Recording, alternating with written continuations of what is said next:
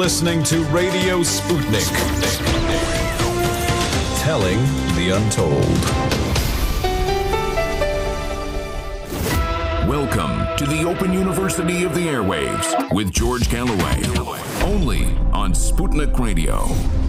Welcome to episode 99 of the mother of all talk shows on RT and on Radio Sputnik. The show's been running since 2006, January. So 15 years the mother of all talk shows has been going, but it's never been anything like this. It's never had the global reach that it now has, with 500,000 people every single week watching all or part of it. Eat your heart out. Other current events and politics shows. Tonight we're talking about Labour, we're talking about Scotland, we're talking about the United States of America, and we're talking about the strange death of Dr. David Kelly in the immediate prior period before the release of my film of the same name. We'll be talking to the film's director, Dr. Sean Murray, and we'll be talking to Dr. Ranjeet Brar on the coronavirus, not just here, but everywhere around the world. So fasten your seatbelts. It's going to be rock and roll radio with pictures. It's the mother of all talk shows. Radio Sputnik. We speak your language. The mother of all talk shows. The only education you can get for free.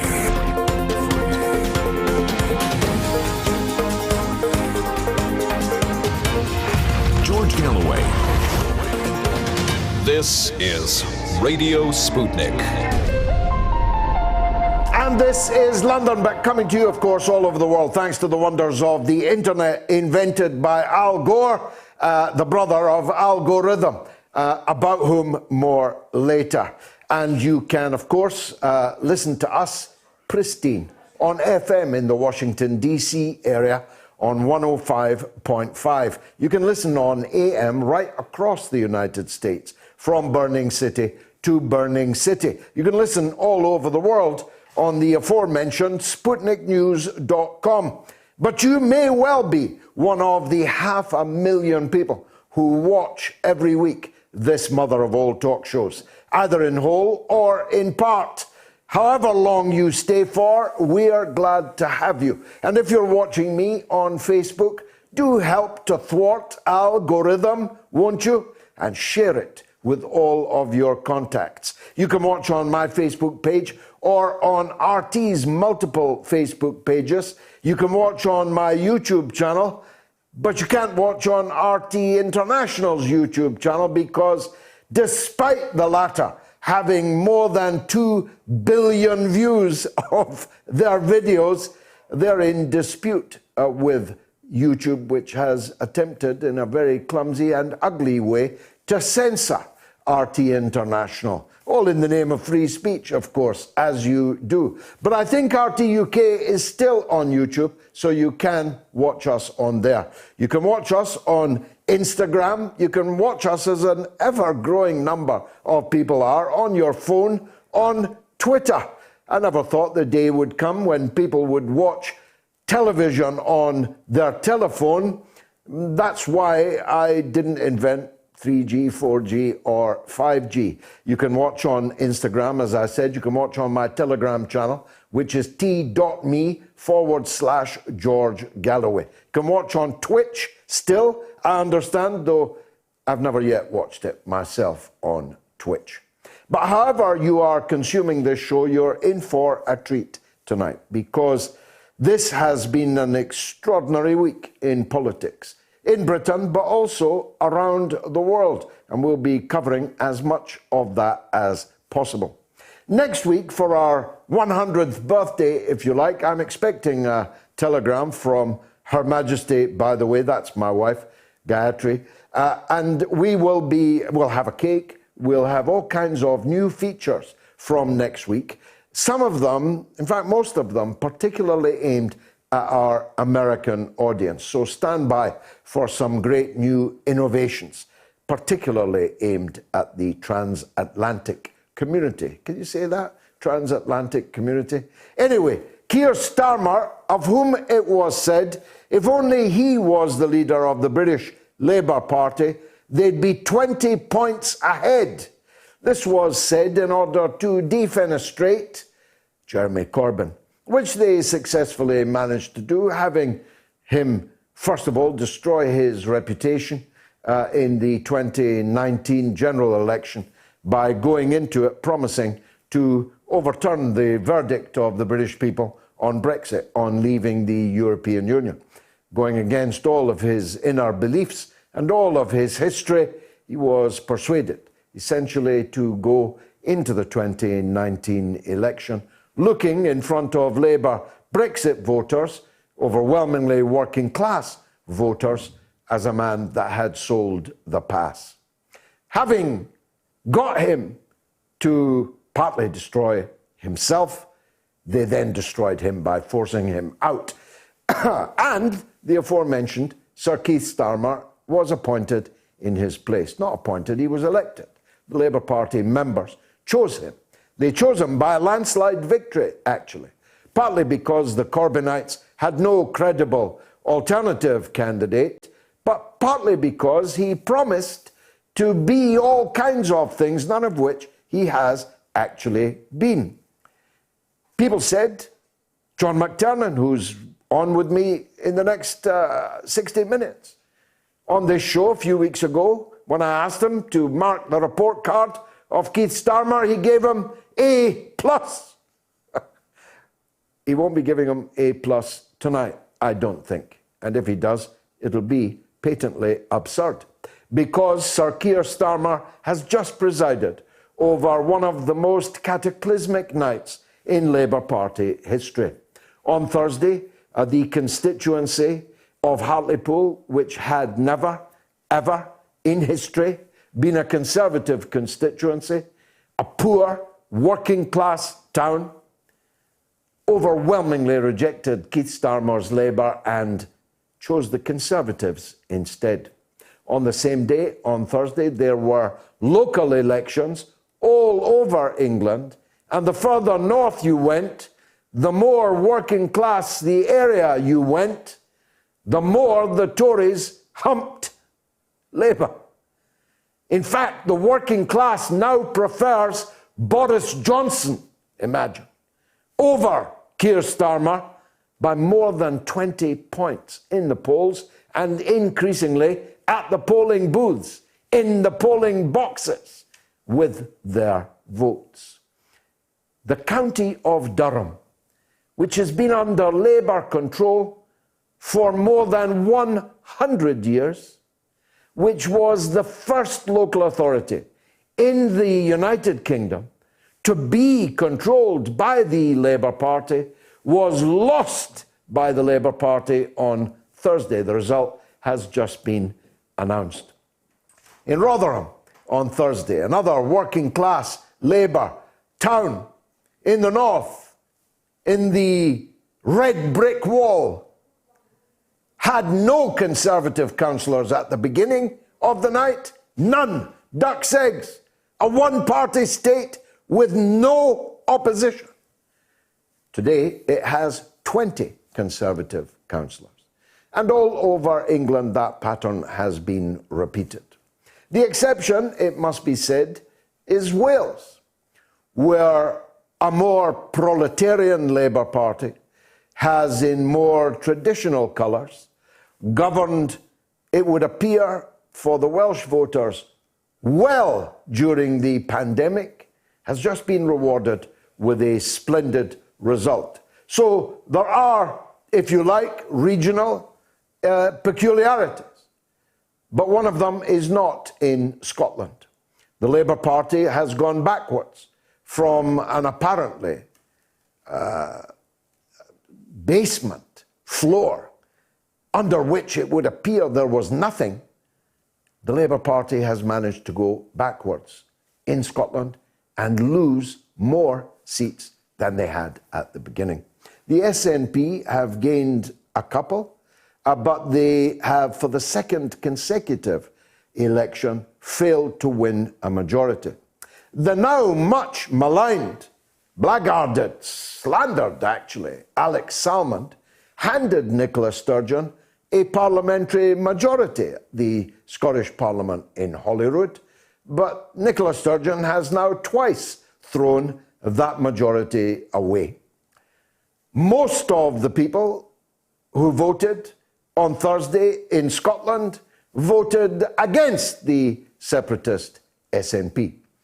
More people voted for pro-union parties than for the SNP. In fact, more people voted for Brexit than voted for the SNP in Scotland. Far from a mandate, it's the opposite of a mandate. It's the supporters of remaining in the United Kingdom who have a mandate to remain. In fact, and this is a phrase the SNP often uses about the existence of a Tory government in London, in Scotland, 2/3 of us now have a government that we did not choose, that we did not vote for. So all the rest is bluster, I'm afraid. We'll hear from a Scottish journalist of some repute, Kevin McKenna, in a minute or two, but in advance of speaking to him, let me speak to you. It's all bluster. Every headline that you see, every overheated television broadcast journalist required to be impartial, but entirely the opposite of impartial. Every one of these hyperventilators that you see, it's just bluster. There is no legal path to a second independence referendum. No Supreme Court will overturn a decision of the British government to deny another referendum, because the suitor would be a minority SNP government that got fewer votes than the unionist parties, that 2/3 of the Scottish people did not vote for. No Supreme Court will adjudicate and overturn the British government's decision not to grant a second independence referendum. I'm not at all afraid of another referendum. I like referenda. I always win them. But we can't have another referendum just 7 years after the last one, which is merely a repeat of the last one. The same question, the same franchise, the same methodology. No, that's for the birds. There can be no second independence referendum in Scotland until Parliament, the real Parliament I mean, in London, has passed a Clarity Act, a Canada-style Clarity Act, which lays out all of the necessarily onerous conditions that must be met before a country allows itself to be broken apart through secession. And all kinds of changes will have to be made to the question for a start. It won't be yes or no next time. It'll be leave or remain. Do you want to leave the United Kingdom, or do you want to remain in the United Kingdom? The franchise will have to be different. We can't have the captain of the Scotland football team being denied a vote on whether he is made stateless. We can't have Scottish soldiers in the British Army in Catterick being denied a vote on whether they're to become mercenaries in a foreign army. These are absurdities. So all kinds of changes will have to be made in a Clarity Act before any new referendum can be considered. So there will be no second independence referendum in the lifetime of this Parliament, but there will be a constant caterwauling of complaint from the SNP fiddling while Scotland burns, while Scotland, the drugs death capital of Europe, continues to see its young people die for the want of proper treatment for their drug addiction. We will still see ever larger numbers of Scottish children sinking into child poverty. 22% of them now in child poverty, because the SNP are not interested in governing, they are interested only in breaking up the country. We'll see nothing done about the collapsing educational attainment levels in Scotland. We'll see nothing done about the utterly corrupted Scottish legal system on the prosecutorial side, where the chief prosecutors in Scotland have now been caught out and have admitted to maliciously prosecuting people who then have to be compensated at gargantuan levels of compensation. There's the deliberate use of the Scottish legal system to try and frame Alex Salmond and put him away in prison for years. He'd now still be just 12 months into a 8-year prison sentence at the age of 66, and many, many other things, the greatest of which is this one. Remember this name, Gupta.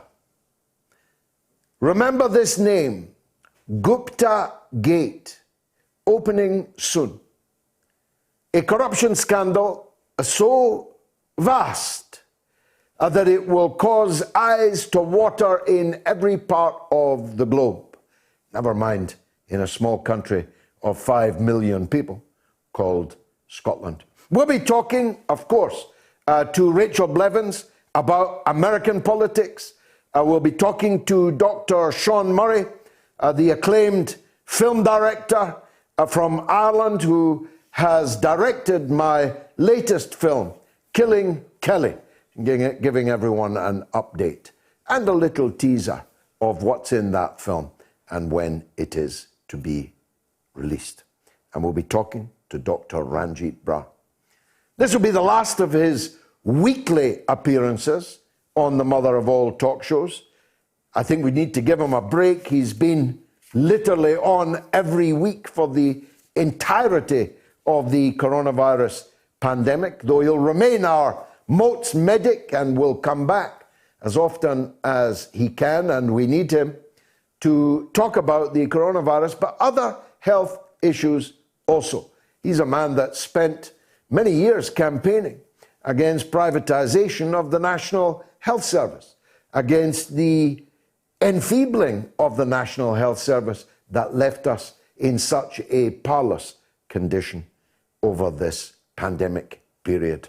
But first up, it's the aforementioned Scottish journalist of note, Kevin McKenna. But let me launch tonight's poll. Who is the next Labour Party leader?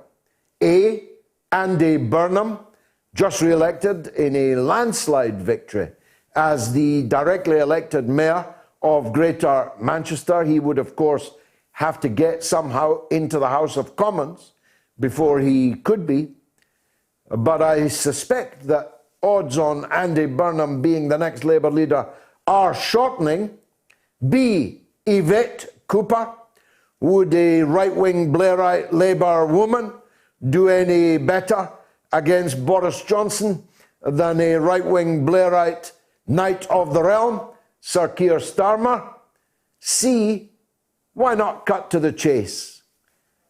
Why have a Blairite when you can have Blair himself? Now, you may think that's fanciful, but the Lord Adonis, so-called because of his dazzling physique and physiognomy, Lord Adonis has just called for just that Tony Blair must be brought back as the Labour Party leader if the party has any chance of returning to power. Look after your children if that should happen. You can vote now on my Twitter feed. Who's the next Labour Party leader? A, Andy Burnham. B, Yvette Cooper. C, Tony Blair. We're taking your calls on tonight's subjects, the Scottish election, the Labour Party, Killing Kelly, and on the United States political and socio-economic crisis. But first, I'm going to take a 60-second break. Back with Kevin McKenna. Radio Sputnik. Hey you, do you want to know more of what's happening in the world right now? Of course you do. But getting to the heart of the story, well, that's going to take some hard work. That's why here at the Mother of All Talk Shows, we've created that program just for you, hosted by one of the world's most sagacious minds. Get a perspective, an education on stories from all around the world, dissected and discussed with you. Join our debate, vote in our polls on Twitter, tweet a question to George, or call in now to give us your perspective on the stories the rest of the world simply isn't talking about. Join the College of Knowledge, where there are no tuition fees, hosted by one of the world's greatest orators. The Mother of All Talk Shows with George Galloway. Let's make sense of the world together. Sputnik has been launched to give you a closer look at everything happening in the world. Radio Sputnik, telling the untold. The Mother of All Talk Shows.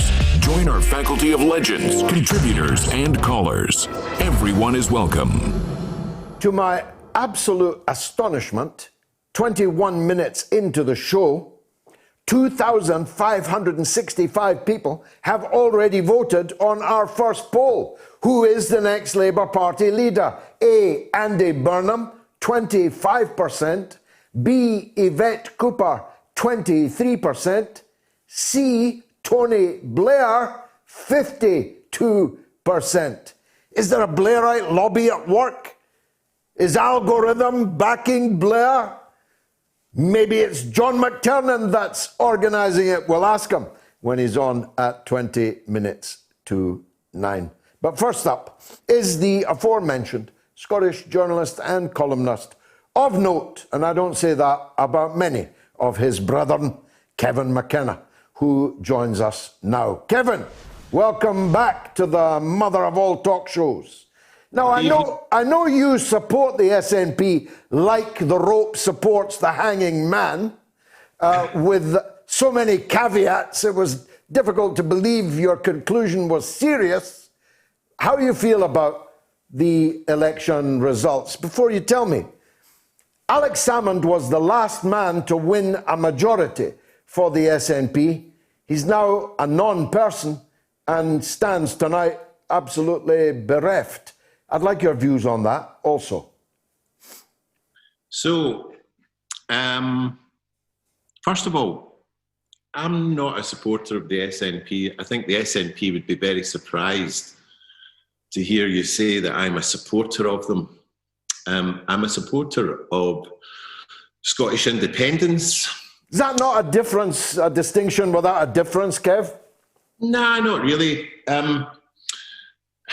The problem for quite a lot of, an awful lot of pro-independence supporters, and this is going to be a problem for the SNP in due course, is that, let's not kid ourselves, the reason why the SNP have won the last four Scottish elections, and they haven't just won them, they've won them out the park, is because their numbers have been buttressed by former Labour supporters in Scotland who, A, have become completely disillusioned with Labour's recent futile attempts to lay a finger on what they regard as a toxic, right-wing, reactionary, even by Tory standards, government, which has actually become more toxic since 2016, buoyed by... But you're old enough to know that that's bunkum, Kevin. You and I lived through Margaret Thatcher. You're not comparing Boris Johnson and Rishi Sunak with Margaret Thatcher and Sir Keith Joseph. With Thatcher, there was always the possibility, and eventually it happened, of a Labour government, although, you and I are probably both on the same page as to how good or how Labour that government was. But the problem, and this has led to many good traditional Labour supporters in Scotland supporting the SNP or supporting independence, is because they feel, and events over the last 5 years have borne this out, they feel that not only is this a particularly nasty Tory government, but there isn't really any serious prospect in the near future of them being dislodged. In Hartlepool, it wasn't just that the Tories took Hartlepool, they took away, 73% of the vote. I was saying to people, because I visited Hartlepool in 2016, just after the EU referendum, and I've been telling people in Scotland, when you're talking about Hartlepool getting 73%, or rather the Tories getting 73% in Hartlepool, it's like Motherwell. I mean, could you imagine Motherwell at any time voting 73% in favour of the Tories, George? It just wouldn't happen. It happened in Hartlepool. And so a lot of people, a lot of traditional Labour supporters, as they have done in the last 2-3 Scottish elections, voted for the SNP with a large clothes peg on their nose. And for good or for ill, they're looking for a referendum to settle the constitutional stasis that exists in Scotland right now, which might give them an opportunity, and I'm not making any big claims here, might give them an opportunity to build something more egalitarian, something fairer. Yeah, but as you pointed out, and I've read you say so at least twice, the record of the SNP in power doesn't fill you with confidence about what that independent Scotland would look and feel like. Well, that would be true if the SNP formed the first government of an independent Scotland. You and I both know the history of Ireland and what happened after the independence of Ireland. The Civil War parties were in power for 100 years. 100 years later on in Scotland, my fervent hope in politics, as you know, George, is as much about hope than expectations. It's what drives us. It's what makes us try to be optimistic. It's what makes us want to change things. My fervent hope is that if Scotland were to vote for independence, obviously the first thing that has to happen is a Scottish general election. And my hope then would be that a left-wing Scottish Labour Party would win power, and that they would...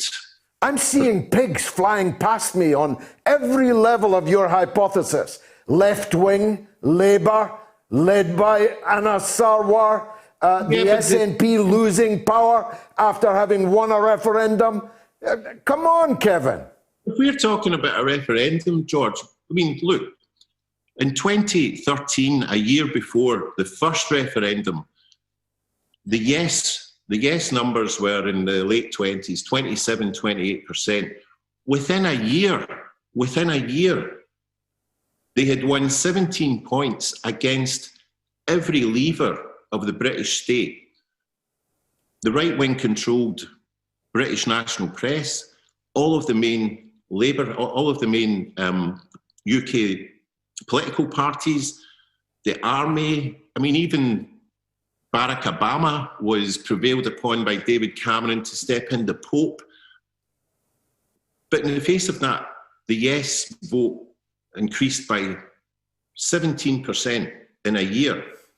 So if we're talking about pigs flying or about unreal expectations, nobody would have predicted that then. The other thing is that after that defeat, and it was a clear defeat in 2014, that number not only has it stayed, but it's actually increased to around, we're talking 50-50. So we're talking about getting into a referendum, whether it be in 2023, 2024, and it's 49-51 or 50-50. If we can win, if the yes side can gain 17 points in a year from 28%, then going from 50 to 51 in a 6-month, 9-month campaign. Well, we could argue about those numbers, but it wouldn't be productive.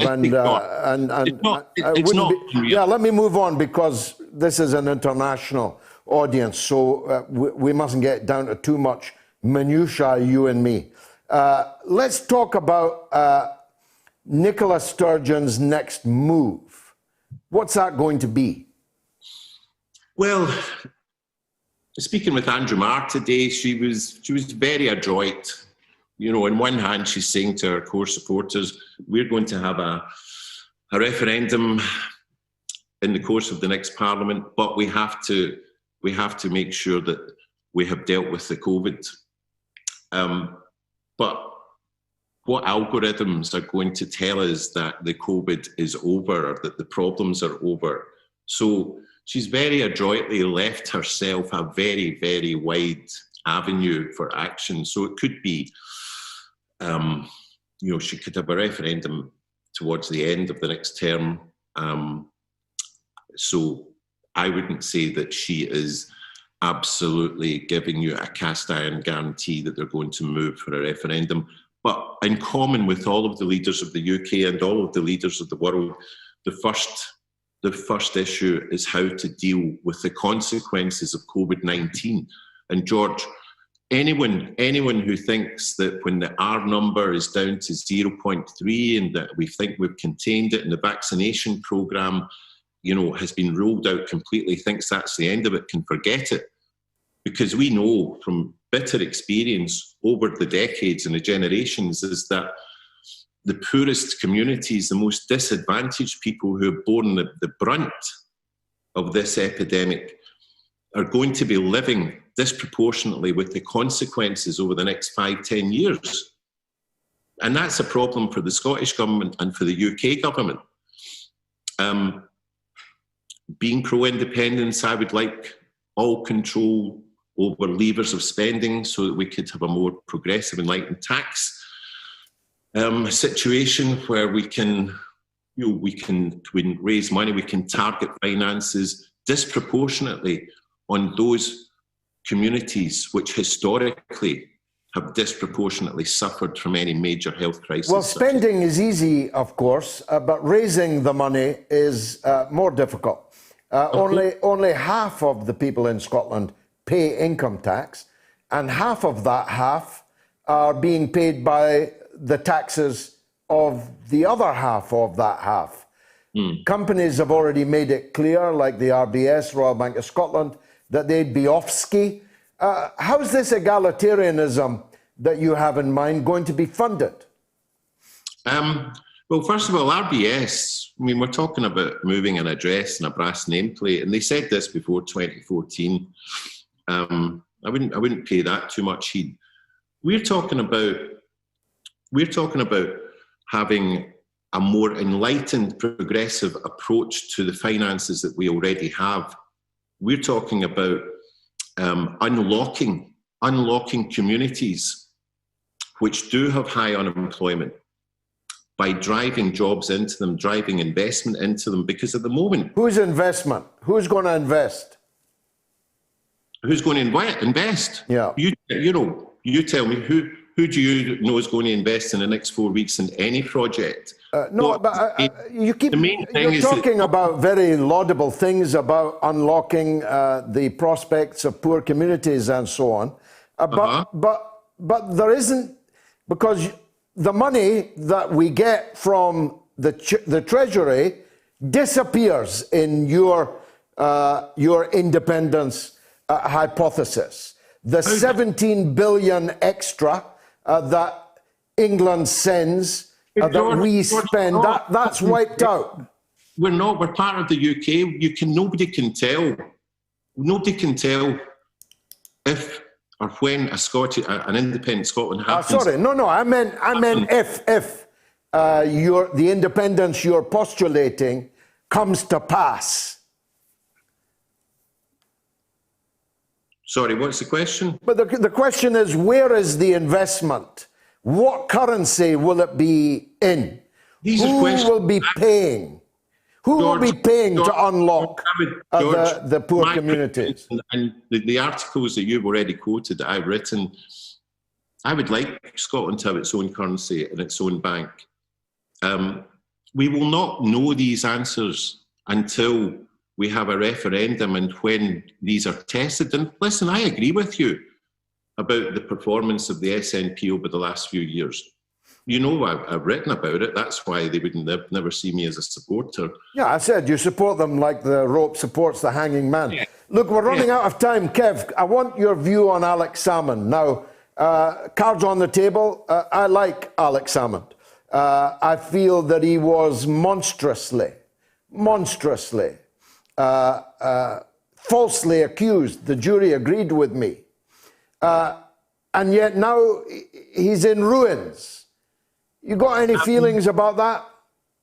George, I'm in a bit of a dilemma here because, I had a high professional regard for Alex Salmond.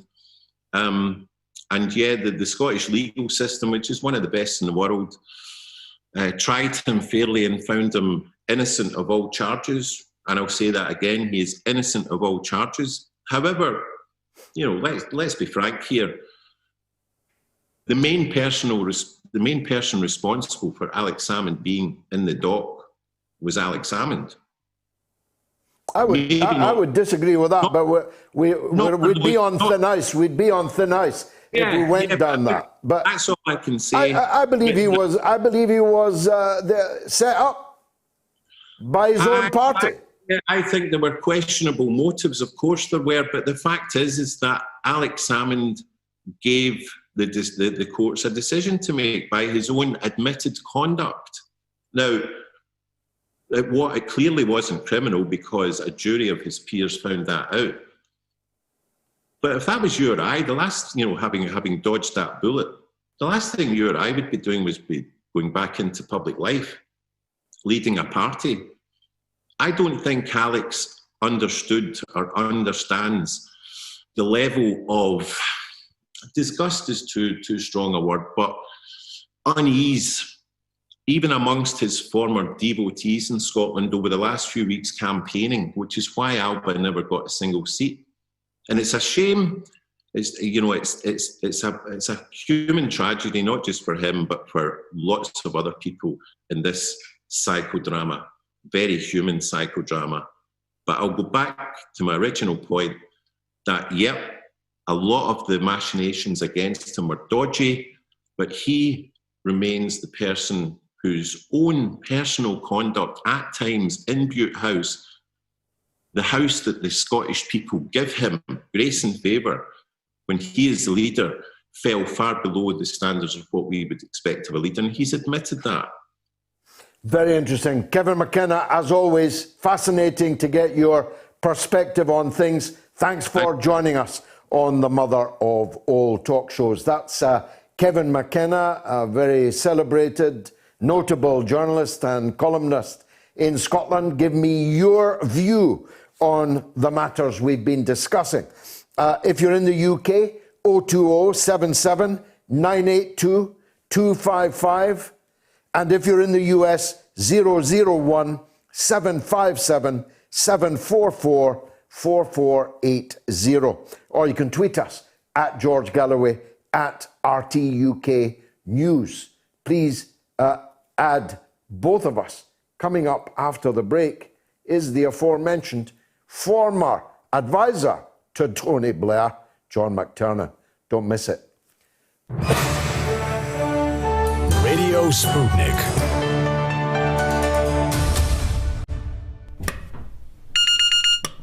Gosh darn, how do you get this thing to work? Is it that one? Is it this one here? Gosh, was this thing built in America? Jeez. Kamala, would you get in here? I can't get the, gosh darn wireless to work. You know I can't answer questions, Joe, when I'm laughing. I'm trying to, listen to that Scottish guy on the wireless, the Galloway fella. Oh, Joe, you're so funny. I've been pressing this red button on and off and on and off. Heck, I can't get it to work. Hello, Biden residence. Mr. President, be advised, we have executed the airstrike on Syria. Confirmed. That's just great. How long until it gets delivered? I'm starving. Sputnik has been launched to give you a closer look at everything happening in the world. Radio Sputnik, telling the untold. The mother of all talk shows. Join our faculty of legends, contributors, and callers. Everyone is welcome. Back to his old job, former advisor to Tony Blair, John McTernan, coming up in a minute. But unbelievably, this is the biggest poll we have ever had. At 40 minutes after it opened, 3,000 people have voted. Who is the next Labour Party leader? A, Andy Burnham, 30%. That's up 5. B, Yvette Cooper, 22%, down 1. C, Tony Blair himself, 48%, down 4. Let me see if there's any difference between the Twitter numbers and the Telegram channel numbers. That will be interesting. John McTernan is a political strategist of the first rank. He's been the advisor to 2 Labour leaders in Britain and in Australia. He's worked in Downing Street. He knows everything about politics, which doesn't mean he's always right. For a starter, just a couple of weeks ago, he told me that if he was marking Sir Keir Starmer's report card, he'd have given him A+. Let's see if he stands by that now. John McTernan, thank you very much indeed for joining us on the mother of all talk shows. Let's start with that point. Are you really, seriously, still giving Sir Keir Starmer A+? Yes, I am. And the reason is, what these elections were on May the 6th were the last act, the final act of the 2019 general election, not the first act of the 2024 general election. Most of the votes that were held outside the by-election, most of the votes that were held should have been held last May 2020. And whatever happened, people would have gone, that's small progress, modest progress for Labour. It's not what's needed to actually win the next election, but it's actually progress. And Hartlepool, just think about it.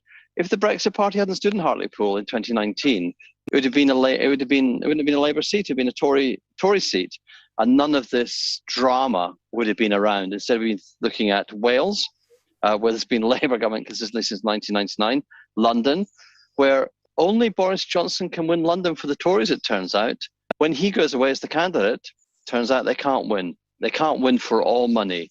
And you look at, Whitney, David Cameron's constituency, seats falling to Labour.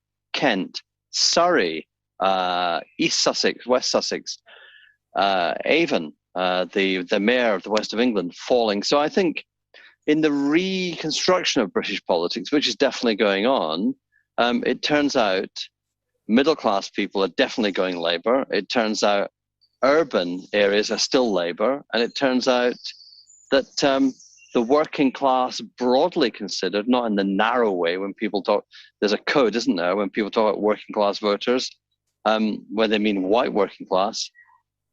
The full working class in the UK, as in my area of Lambeth and Southwark, the working class still vote Labour. Well, let's deal with those seriatim, as we used to say in the old days when I was in the Labour Party. Let's start with London.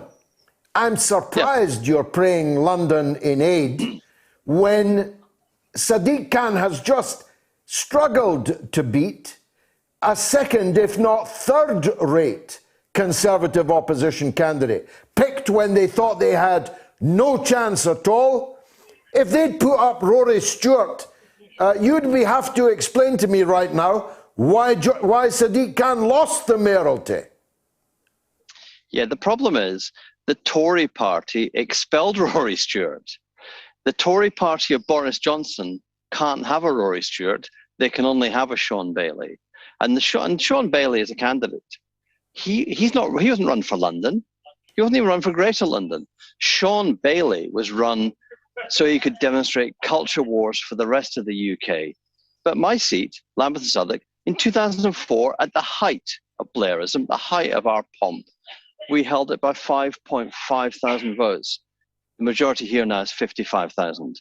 So look, I think London shows you Boris can win. When Boris leaves, he can't win. And I look at the red wall and I go, yeah, Boris has won the red wall. Fair dues. When Boris leaves, do you think, honestly, Michael Gove, Liz Truss, Dominic Raab, even Rishi Sunak, or any of his potential successors, Priti Patel, can they win the seats that Boris can win? We have a Boris Johnson party, not a Conservative party. And I think that, look, to be honest, that's one of Labour's problems. Labour think they're fighting the Tory party. They're not. They're fighting the Boris Johnson party. They try to put it all into a box around Thatcherism and the record of Tories in the past. Boris Johnson is sui generis. And obviously a phrase that both you and I used to use in the Labour Party, and a phrase that Boris himself would understand. He's sui generis. He is of his own genre. He is himself. When he goes, as he will, because he makes so many missteps, he will go. He'll move on.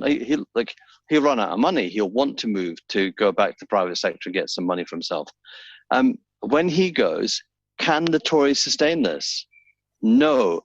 I think, and I suspect you believe this from Scotland too, British politics remains in flux, massive flux, and that the incumbency vote that saw the incumbent government in the UK, the Tories, returned in England, the incumbent government in Scotland, the SNP, returned in Scotland, the incumbent government in Wales, the Labour Party, returned. That incumbency, that's a reflection of the pandemic and politics in the deep freeze for the last 15 months. Things will get different. Things will get real. Things can only get better. Things can only get realer. Only realer. Let me test again some of your hypotheses. It seemed to me, I don't want to put words in your mouth or misrepresent you, I love you dearly, but it seemed to me you were writing off what you slightly casually called the white working class. 88% of the people in this country are white, John. They can't be written off as some museum piece. Okay, so I'm writing off the commentators who say that Labour can't win working class votes. A quarter of working class people in the UK are BAME, Black, Asian, ethnic minority.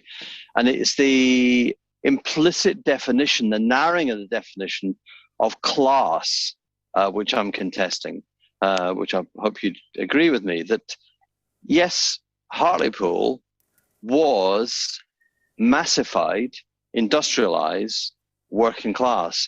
It's not massified anymore. It's not industrialized anymore. Working class institutions have disappeared because the shape of work has changed. My view, like Joe Biden, is the world would be better if there was more unionization.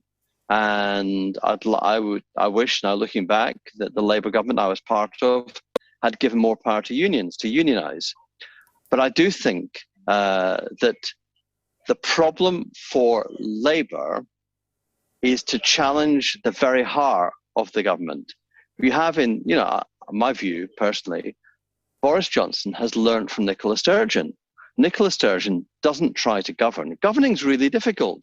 Improving the standard of education, improving the standard of health, improving policing, really difficult.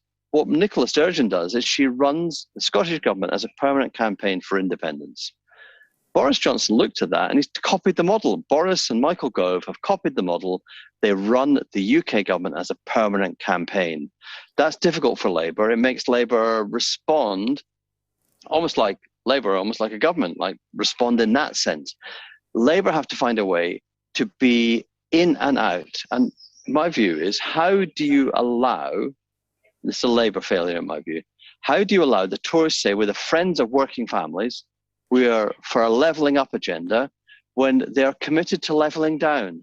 In September, they're going to cut universal credit, which goes to working families, by £20 a week, £1,000 a year. And we know from Boris Johnson's behaviour, he misses £1,000 a year. Otherwise, he wouldn't be asking his Tory donors for support for curtains, for wallpaper, for nursery fees. So £1,000 a year, £20 a week going from working families, that's Tory policy. That is levelling down, not levelling up. That's where I think the Labour Party needs to get sharper and harder. And that's a language that unites all working people, black or white, old or young, north, no southern. Your A plus makes our poll Otios. Who is the next Labour Party leader? Your former colleague, Tony Blair, is overwhelmingly in front. 47% of people on my poll, and it's well over 3,000 voters now, thinks that Tony Blair is the next Labour leader. Your colleague, Lord Adonis, has this evening called for that. So he obviously doesn't think that Keir Starmer is an A-plus kind of guy. How do you account for that? Oh, listen, I would love it if Tony Blair were the Gladstone of our age. If he was to come back for one last great campaign, I would love Tony Blair as the next leader of the Labour Party. Succeed, maybe, Keir Starmer wins the next election and in due course hands over to Tony Blair. I do think the thing which has baffled me about people describing Labour's problem with electors is, they go and visit housing estates and they see workers who have cars and homes and they go, why can't Labour talk to these people? The answer is, look, Tony could speak to those voters, they would vote for him. I think this is not a Keir thing, it's a party thing, a Labour Party member, Labour Party activist, Labour MP thing.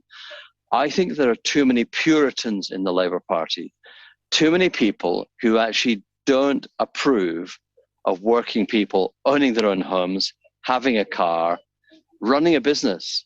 They actually want to look down on working people. And I think that's a challenge for the Labour Party.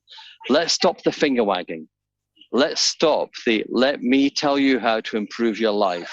Let's actually go back to class consciousness, solidarity, and working together to build the better world. Because I relish political debate. You know that. That's why we're friends. We have to debate with all the voters in the country. And I think it's a salutary lesson to Labour. No one owns voters. We don't own voters. We don't just go, we're Labour, you're Labour, vote for us. We have to win your trust. We have to win the argument. We have to win a relationship with you. We have to be the people you want to talk to, vote for and support. And that's a big task. I think Keir is the right person for where we are now. He was the right leader last year. He's the right leader now. He's the right leader for the next election. But oh yes, bring back Tony for one last campaign. That's a marvellous idea. Now that I've got you here, I appreciate we didn't book you for this, but I would love to hear your take. I don't know if you managed to hear my quite heated interview with Kevin McKenna earlier. I'm taking the view that there is not only no mandate for another independence referendum, yet another, but there's actually a mandate the other way. 2 out of every 3 Scots did not vote for the SNP. Only 31% of Scots voted for the SNP. That's not a mandate for tearing the country apart again. That's my view. What's yours? My view is Nicola Sturgeon doesn't want a referendum. She wants a grievance. She wants to demand it and be refused it. She loves the stasis of demand and refusal. And I've known Kevin McKenna for a long time. I didn't hear all the interview you had with him. I've known him for a long time. I respect him.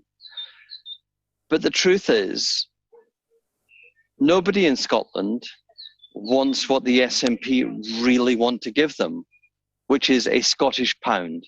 What does the Scottish pound mean? It means 25% higher mortgages, 25% lower pensions. Now, I reckon that you and I and other people could win that debate, win that argument by telling Scottish people, these guys are lying, they want to impoverish you. That's not what I want to spend my time doing. Nor me. I don't want to be the negative person. I want to be the person going, life in Scotland within the UK could be so much better if you had a party in government who cared about working families, cared about working class people, cared about housing, and put all the effort in. If they put 50%, 25%, 10% of the effort they put into the cause of separatism, into improving the life of working class people in Scotland, Scotland could be transformed. Well, they have no incentive for Scotland to be better. They have an incentive for Scotland to be worse. And my goodness, they've done their best to make it worse. They've done their best. It's worse on every metric. They've ruined, the thing that makes me sad is going all around the world. I travel, pre-pandemic and post-pandemic, I hope. I travel widely, speak to progressives across the world. The thing that makes me saddest is the destruction of Scottish education. That was our pride. My pride growing up, your pride, I imagine, growing up, of going to great schools that were for all people. And now you've got a devalued education. Such a poor education system. The SNP have withdrawn from international comparisons. So they don't have to be measured against other countries. I think that's the sad thing. And you're right, they have an incentive to make things worse. They've also got an incentive to complain and to moan and to blame other people. And like the greatness of working class families, working class households, working class communities is that by and large, we knew what happened that was wrong, and then we fixed it ourselves. And there's a strange part of the SNP and the Scottish Government. They want to make us angry and mendicants, angry about the way the world is and requiring government to help us out of it. That's no place for adult people, is it? That's not an adult politics. Infantilizing. After 3 death threats in a week, and with a police car outside my door and police officers trampling over my living room carpets for most nights over the last week or so, Shocking. I've got to tell you that it's become quite ugly, John. Yeah. You're lucky you're living in Peckham. My mum, Labour activist all her life, in London and in Scotland. In the referendum, she was driving to get the vote out. Somebody saw her car had no posters and tried to drive her off the road. That's my mum in her 70s. There's a violence which the separatist movement deliberately creates through the anger. It lets it out on social media.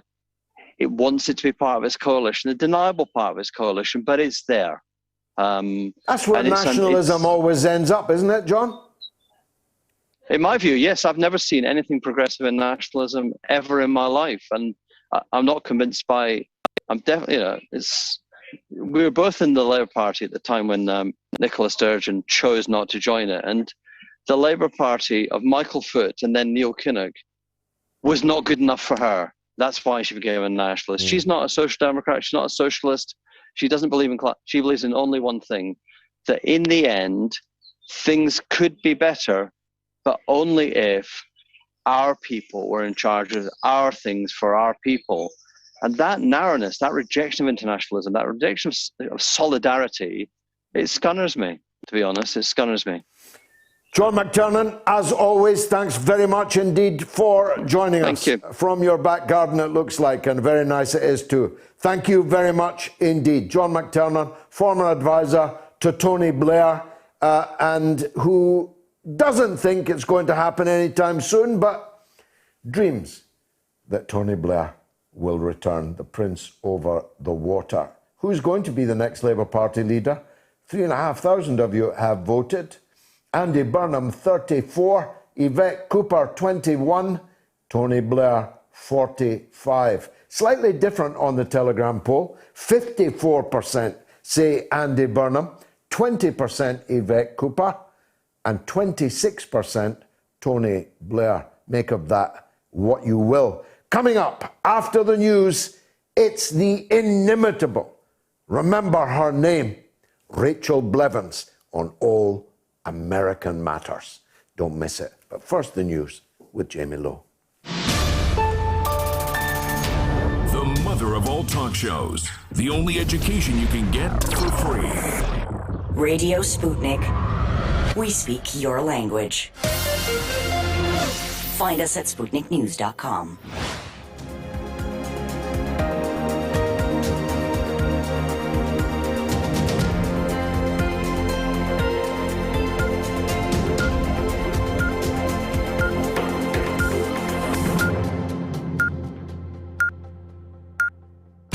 Radio Sputnik News. The British Labour Party leader, Sir Keir Starmer, is to carry out a reshuffle of his front bench team following the party's poor performance in English local elections. He's facing criticism following a defeat in the Hartlepool by-election, which Labour lost to Conservatives for the first time in 62 years, as well as losing control of several other councils. Starmer has already sacked his deputy Angela Rayner as Labour's chair and campaigns coordinator, which former Deputy Shadow Chancellor John McDowell called cowardly and said she had been made a scapegoat. Starmer has said he takes full responsibility for Labour's election results in England. Thursday's elections marked the first test of voter opinion since he became party leader last year. It's rumoured at Westminster that along with wanting to reward rising stars with a good media profile, he will also bolster his team by bringing back former shadow cabinet ministers such as Yvette Cooper and Hilary Benn. Tech entrepreneur Elon Musk has revealed he has Asperger's syndrome while appearing on the US comedy sketch series Saturday Night Live. The 49-year-old told viewers he was, quote, the first person with Asperger's to host the long-running programme to loud cheers from the audience. People with Asperger's interpret the environment around them differently to other people. It's thought to be the first time Musk has spoken about his condition. America's second largest burger chain is returning to the UK after 20 years with a promise to steal market share from rivals McDonald's and Burger King. Wendy's, famous for square burgers, plans to open up to 400 outlets nationwide, creating at least 12,000 jobs, although it could take many years, the company has said. Wendy's would still be far smaller than McDonald's, which has 1,300 UK outlets. The firm, which has also agreed a deal with Uber Eats, left the UK, complaining of high operating costs. Some of the children killed outside a secondary school in Kabul on Saturday have been buried, as other relatives are still searching for the missing. More than 50 people, mostly girls, died in the explosion that occurred as students were leaving the building. No one has admitted carrying out the attack in Dashti-Barchi, an area often hit by Sunni Islamist militants. Afghan government officials blamed Taliban militants for the attack, but the group denied any involvement. The remains of a Chinese rocket that was hurtling back towards Earth have crashed into the Indian Ocean, the country's space agency says. The bulk of the rocket was destroyed as it re-entered the atmosphere, but state media reported that debris landed just west of the Maldives on Sunday. There have been days of speculation over where the rocket might land, and US officials and other experts warned it risked potential casualties on its return, but China insisted the risk was low. The Long March 5B vehicle re-entered the atmosphere at 10:24 Beijing time today. State media reported there were no reports of injuries or damages. Fresh clashes between Palestinians and Israeli police broke out in Jerusalem yesterday, injuring dozens. Protesters hurled stones at police at Damascus Gate in the Old City, and officers responded with stun grenades, rubber bullets and water cannons. Palestinian medics said 90 Palestinians were wounded. Israeli police said at least one officer was hurt. It follows days of simmering unrest over possible evictions of Palestinians from land claimed by Jewish settlers. On Friday, more than 200 Palestinians and at least 17 Israeli police were wounded in skirmishes near Al-Qasr Mosque, emergency workers and police both said. Israeli Prime Minister Benjamin Netanyahu has defended police action against Palestinian protesters after the 2 nights of clashes. He said Israel shall, quote, not allow any radical element to undermine the calm in the city amid growing concerns over the spiralling violence. The latest came on the eve of an expected hearing in the Israeli Supreme Court of the years-long case of the families comprising more than 70 people appealing against an eviction order in favour of a Jewish settler organisation in East Jerusalem's Sheikh Jarrah district. But the hearing was cancelled on Sunday following a request from Israel's Attorney General. A small private hospital in India's most populous state is being charged under the National Security Act for sounding the alarm over a lack of oxygen. The director of the Sun Hospital in Lucknow in Uttar Pradesh claimed he faced being arrested at any time and his business seized after the police laid charges against him. Alikesh Pandey, who owns and runs the hospital in the state's capital, said 4 of his patients died on a single day when oxygen ran out. He says he made repeated appeals to the state authorities, warning them that his supplies were running low, but they failed to resupply him with oxygen for 13 hours. Hundreds of people were seen partying in several cities across Spain as the country ended its 11 p.m. curfew, which was lifted in 13 of the country's 17 regions at midnight. Footage was shared of people taking to beaches in Barcelona and the streets of Madrid to celebrate the end of Spain's 6-month state of emergency to combat the COVID-19 pandemic. Many people could be seen without a mask, not respecting social distancing and gathering in groups much larger than 6, all in violation of coronavirus restrictions that remain in place. And finally, Noah, a 4-year-old from New York, loves SpongeBob a lot. In fact, he loves the cartoon character so much that he decided to pop on Amazon for a spot of retail therapy. Little did his mother know that he had bought 51 cases of SpongeBob ice lollies, 918 of them to be exact, racking up a bill of $2,618.85 or £1,872 British pounds. Amazon initially told Noah's mother, Jennifer Bryant, that they wouldn't take back the ice lollies, leaving the social work student stuck with the bill. However, the company has since been in contact to find a solution, and the SpongeBob saga has a happy ending. And that just about rivals what I've been spending online during this pandemic. That's the latest news on Sputnik. I'm Jamie Lowe.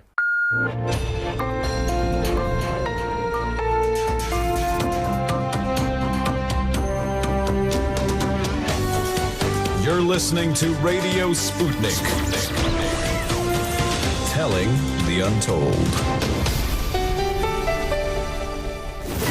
Welcome to the Open University of the Airwaves with George Galloway. Only on Sputnik Radio. Almost half of 3,500 of you in 1 hour think that Tony Blair is the next Labour Party leader. John McTernan's dream might come true. Have your say on my Twitter feed and let me know what you think on 02077 982 255 if you're in the UK. If you're in the US, it's 001 757 744 4480 or tweet us at George Galloway at RTUK News. Now, my good friend and colleague on RT America, I'm on there from Monday to Friday every week on In Question 1 week and the alternate week on the news with Rick Sanchez. And I frequently marvel at the cogency, brilliance of my next guest, who is exceedingly young. I'll not embarrass you, or her rather, by telling you how young, but she's the brightest young star reporter I've ever seen on either side of the Atlantic.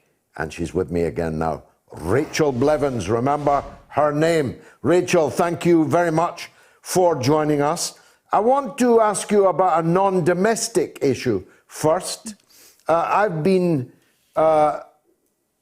making the case, I suppose, against opposition that Joe Biden is serious about rejoining the Iran nuclear deal, and that the rest is just negotiating posture, that the Vienna talks with the other parties to the JCPOA will make a deal to return to the status quo ante with Iran.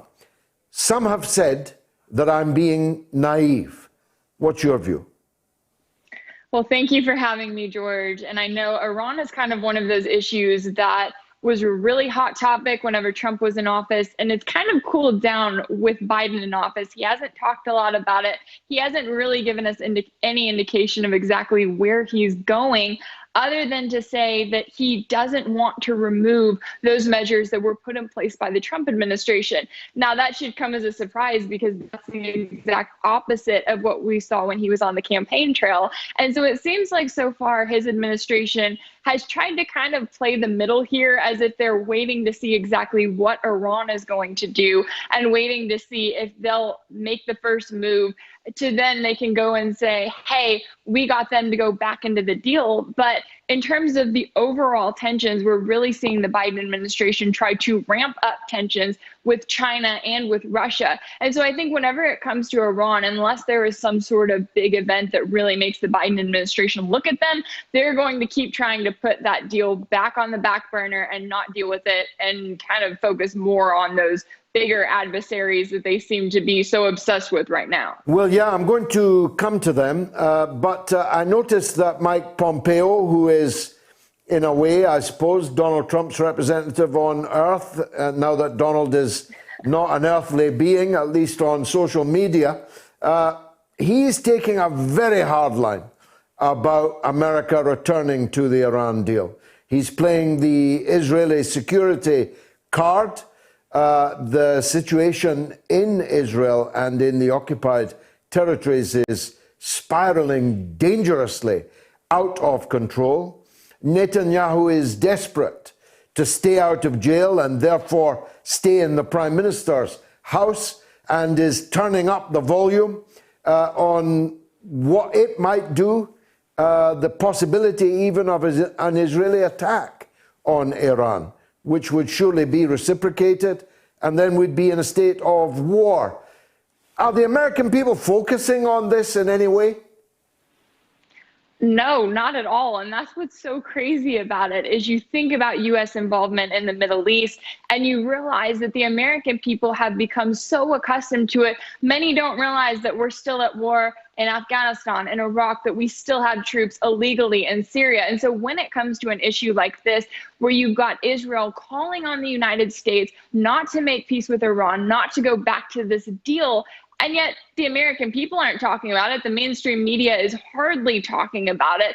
And that's incredibly frustrating for people like us who look at foreign policy, who look at these issues, realizing that Israel is kind of playing out to see just how much they have the Biden administration's ear right now and how much they're able to get away with. But if something does break out and Iran does retaliate, then all of a sudden the Biden administration is going to act like it has no choice but to go up against Iran, because we know Israel is their closest ally. And that hasn't changed just because Biden is in office. Now let's turn to U.S. preoccupations. As you rightly inferred, Russia and China basically take up all the screen time of the American political class. It's quite difficult to know why, especially in the case of Russia, where there are no real, objectively speaking, no real bones of contention, where many European countries, particularly the most important European mainland country, Germany, is very keen to have good relations with Russia, to have a gas pipeline with Russia. Why is the Biden administration not only in almost war mode with Russia, but with China at the same time? Well, that's an excellent question right there. And I think a lot of it has to do with where the United States has been headed over the last several years, really. I mean, when you look at our military funding, they are now setting it up to target Russia and China specifically. Now, of course, they're not taking away the funding for all of the wars that we've got going on in the Middle East. They're just simply adding on 2 new targets and claiming that the United States is justified in sending their military in the backyards of both Russia and China. And we even saw, I mean, this last week, we had the Group of 7 meeting. The G7 finally got back together. And yet it was Russia and China were the only 2 countries that they could talk about at a time when we're still dealing with the coronavirus and all of its variants. We're still dealing with all of these economies struggling to recover. And yet they wanted to talk about these two other countries, which none of them are actually at war with. And it's interesting, I know you mentioned there Germany and the Nord Stream 2 pipeline, because that has been a real issue of contention. We saw it with the Trump administration. Now the Biden administration comes in. They say that they are going to stop this pipeline, which would go from Germany to Russia. And yet the pipeline's nearly 96% complete. But if you hear from Biden and his top officials, they say that they are going to make sure they have someone specifically appointed to stop that pipeline. So it's, I mean, maybe they're going to blow up, Rachel. Maybe they'll resort to international terrorism and blow it up. Yeah, that is a concern, especially when the makers of the pipeline have reported that they have seen increased military surveillance around that area that is disrupting their work as is. So the question then becomes for the United States, are they really willing to go to war with Germany over this pipeline when the United States itself is also importing oil from Russia rather, and yet they continue to yell at Germany and to say, hey, you can't have these relations with Russia because we said you can't. But then at the same time, the US also wants Germany and really all of Europe to be on their side when it comes to this new mission to counter China. So it seems like it just depends on the day as to what their policy is and who they want to go after. Now, we're both calling it the Biden administration, but I suspect we both know it isn't really the Biden administration. It's not even really the Harris administration. This is the Clinton-Obama administration. Redux, isn't it? It definitely seems that way. And if you look at the media attention, that's exactly what you would think. I mean, you look at the media stories and they're talking about Biden picking a dandelion and handing it to his wife. They're talking about Obama's 12-year-old dog passing away. You know, as far as they're concerned, we are right back to the status quo. Nothing is going to change. And that's really what they expect, whether it's Biden in office, whether it's Harris in office. It seems to be like we're back to that same old, same old. And the problem with that is that you don't have a lot of speculation. You don't have a lot of talk about those extremely concerning decisions that the administration in power are making, especially when it comes to foreign policy, especially when they're talking about continuing to increase the military budget, about continuing to face this ongoing economic crisis that we have here in the United States by simply pumping more money into it, not addressing what is really going on. I mean, there is a lot at stake here, and the United States is in this place where they're facing not only a foreign policy reckoning, but also an economic reckoning. And the question just becomes, who is going to have to deal with it? And it seems like the people in office right now are just trying to kind of kick the can down along the road as far as they can. Now, that must be music to the ears of Donald Trump. We'd know that if he hadn't been banned off all of social media, an unprecedented display of naked corporate power, unaccountable, unelectable, billionaire business moguls have effectively silenced the last president of the United States. And by the way, it emerged here in Britain last week that the decision to ban Donald Trump, at least from Facebook and Instagram, was not made by Mark Zuckerberg, the owner, but that decision was passed to the former Deputy Prime Minister of Britain, a rather risible figure called Nick Clegg. So the leader of the British Liberal Democrats, a minuscule mini party in Britain, took the decision to ban Donald Trump from all social media platforms because, of course, Twitter followed suit. What is he doing now, Donald Trump, is I suppose what I'm asking. Well, when you're talking about the one who made the decision, he's likely to be getting a call from CNN, Fox News, and all of the top networks here because they're the ones who have seen their ratings suffer now that they're not able to talk about Trump 24/7 because he's not really doing anything that's newsworthy. As far as we know, I mean, we heard this week that Facebook was staying with that decision to keep his ban in place. And there's been a lot of talk about is Trump going to create his own social media platform, right? Because we're in a time right now where Facebook and Twitter and Google, they have so much power that they can literally kick a social media network like Parler right off the internet unless it responds to their demands. And so there really is a space to say, hey, let's have someone who has money, who has influence, create a social network that people can flock to. And at the same time, they can also hear from Trump. You would think that he would do that. But instead, this week, he came out with his new blog, so to speak, which is set up very much like the interface of Twitter. And it was really confusing for a lot of people because they were expecting some sort of social media platform for his followers, for Republicans and conservatives alike in the US. And yet instead, he came out with this strange blog where a lot of the buttons on it don't even work. So a lot of questions about what's going on at the Trump house right now. Yeah, it was a strangely analog, very last decade a response by Donald Trump, because of course the buttons that you mentioned, which allowed you to share this on Twitter and so on, were immediately blocked by Twitter and so on. It's going nowhere. That is he. How clever is he? Is this a blind and something else is coming up behind, or is he just all washed up? Well, I know there's been a lot of talk about him running again in 2024. Right now, it looks like that very well could happen. I think a lot of that is going to rely on how much support he feels like he has all around, because before he could point to his number of Twitter followers, he could point to that engagement, because at the end of the day, that's what it's all about. Are people seeing your post? Are they sharing them? Are they, being engaged with what you're putting out there?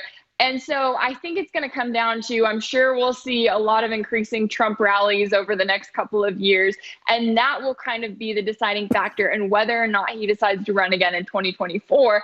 And then the question becomes, is the Republican Party going to back him up, right? Because even right now, we've got Florida Governor Ron DeSantis, who's kind of throwing his name around to see, could he be a possible Trump running mate? Could he run on his own? And we've also got former Vice President Mike Pence, who's also doing speaking engagements. So we're kind of at that time right now where we look around and we see, okay, who is the Republican Party going to put their weight behind? And is it going to be enough to take on 2024? Fascinating. It won't be Joe Biden that they're fighting in 2024. I'd bet my house on that. It'll be Harris. I mean, it's inconceivable that Joe Biden could even be president now. The idea of him running and fighting in the second term, that's not seriously being considered, is it? That's an excellent question as well. And I think what we're seeing with Biden right now, where everything is just so calculated and any speeches he gives are so planned out, I mean, that really tells you a lot. And at the same time, you've got Kamala Harris kind of working behind the scenes. They say that she's going to be taking on immigration issues at the southern border. And I think it's going to be one of those things where over the next couple of years, you see her increasingly with those projects. And then they have to kind of see if they can get people to vote for her, because we have to remember that's the reason she initially dropped out of the Democratic primary in 2020, was that she didn't have the support. People saw her as a former prosecutor. They saw her as Kamala the cop, and they did not like her. They did not want to vote for her. And that's why she's kind of had to follow up someone like Biden, where people look at him and say, oh, he's not Donald Trump, so that must make him acceptable. So I think it's really going to take us looking at exactly where the Democratic Party is over the next couple of years. But we can absolutely expect that it's going to be the typical status quo candidate who is going to get in there and do more of the same and not really shake anything up. One last point, Rachel. As Oscar Wilde made the point that we are two people divided by a common language. But that was nowhere more so illustrated by the anecdote that you drew attention to earlier in the interview. If I picked a dandelion and handed it to my wife, she would slap me. Nothing could be more a dandelion is a weed, and an unpleasant one. To pick a dandelion and give it to your wife, is that a sign of love and affection in the United States? It's not as far as I know, but it really does show you exactly what the media has done, where any single little possible gesture of love and affection that they can put between Biden and his wife, that's exactly what they focus on. And they don't look at him, they don't say, well, wait a second, are you taking steps that could put this country into starting World War III? No, they look at Biden and they say, look how great it is that his wife isn't swatting his hand away the way Melania did with Trump whenever they were in office. And I think the more that they try to put out these nice, pleasing op-eds, and the more that they focus on these happy little stories or stories that they try to make into more than it actually is, that's when people should speculate even more as to what is actually going on behind the scenes. And that's when they need to start looking out for other media alternatives, even if it's RT, even if it's independent journalists, things like that, because you simply can't rely on CNN, Fox News. And that has become more and more clear, especially over the last couple of days, because the story of the Obama's 12-year-old dog dying became headline news everywhere. I mean, every major publication covered it. Yeah, that's even what I they were all read it. talking about. Rachel Yes, Blevins, exactly. nobody who saw this interview is going to forget your name. Thanks very much for joining us. Rachel Blevins of RT America. Who is the next Labour Party leader? Andy Burnham is creeping up, 36%, up one. Yvette Cooper stuck on 20. Tony Blair down one, but still clearly in front on 44%.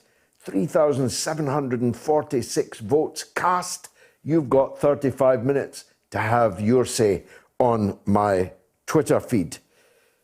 I think it's a 60-second break, and then it's That Was the Week. Radio Sputnik. You know, and it's a very, thank you for, you know, I'm a big fan of your show, Gigi. Great debate, great. And I'm Scottish. I'm very passionate about what's happening there, you know. I had a great mom. She was Scottish, Mary McLeod. She taught me well. She taught me well at everything, including golf. I love Scotland, and I love the Scottish food. It's great food. I said to Melania, you know, haggis. Look at that. What's more Scottish than that? Me. I am that haggis. She said, what, thin-skinned and full of crap? Sputnik has been launched to give you a closer look at everything happening in the world. Radio Sputnik, telling the untold. The mother of all talk shows. Join our faculty of legends, contributors, and callers. Everyone is welcome. Thin-skinned and full of what? Now, this is where I look back at the 7 days in our history which shaped our present and no doubt will our future. This is the week. It was on this day in 1941 that British intelligence at Bletchley Park broke the German spy codes after capturing Enigma machines aboard the weather ship München. The man who led the breakthrough was Alan Turing, and Britain was so grateful to him for helping to turn the tide of the war that it convicted him of homosexuality, which was then a crime. In 1954, the year I was born, at the age of 41, Alan Turing committed suicide by cyanide. The Queen has now given him a posthumous pardon back in 2013, almost 60 years after his death, and belatedly, he's going to have the honour of his face, may even already be on it. I never see £50 notes. My wife doesn't give me that much pocket money, but Sir Alan Turing, as he now is, I think, is on the new £50 notes. That's how the man who broke the German codes and helped prevent us speaking German today has belatedly been honoured. A bit later, 1962, the Beatles signed their first recording contract with EMI's Parlophone label. The rest is legend, including the identity of the man at Decca who turned them down. Another hero who helped turn World War II, Winston Churchill, succeeded Appeaser Neville Chamberlain as British Prime Minister in This Week in 1940. In what seemed to be our darkest hour, it would get darker yet. German forces had invaded Holland, Belgium and Luxembourg by air and land. The invasion began with the Luftwaffe attacking the main aerodromes and also landing troops. Of course, the European powers on the mainland folded like cheap tents, and Hitler crossed the Benelux countries faster than an Uber would today, with virtually no resistance, leaving our soldiers trapped at Dunkirk in what could have been a cataclysmic disaster. But thanks to the little ships and a bit of luck, most of our soldiers escaped. It could have been very different, and is very different. In my counterfactual historical novels, that's right, Queensway and Black Lake, where I speculate about what would have happened if, in fact, we had lost Dunkirk, if the Navy had been betrayed after Dunkirk, if the Air Force had not won the Battle of Britain, if Hitler had landed, who would have collaborated? Would Mr. Churchill have made good on his promise to fight until his blood was on the floor of the cabinet room? I don't want to make a spoiler, but most people already know that in my mind, and certainly in my books, he did indeed make good on his promise that he would never surrender. Black Lake will be out in the next week or so, and is available on my shop, which is www.georgegalloway.shop. Special deal, £10 for both of them. In 1994, it was in this week that Nelson Mandela was sworn in as South Africa's first black president. This is him here with US President Bill Clinton, one of them being allocated a council house somewhere in England, it looks to me. I'm not sure why we picked that particular picture of the great Nelson Mandela. I knew Nelson Mandela. Nelson Mandela was a friend of mine. And Bill Clinton, you ain't no Nelson Mandela. I was practically the only person on the left in Britain who travelled undercover in apartheid South Africa, who was arrested in apartheid South Africa, who was punched repeatedly in the nose by an apartheid South Africa police officer of Scottish antecedent and called Campbell. I've never liked the name Campbell ever since. And so I can say, not many people can say, that Nelson Mandela was my leader.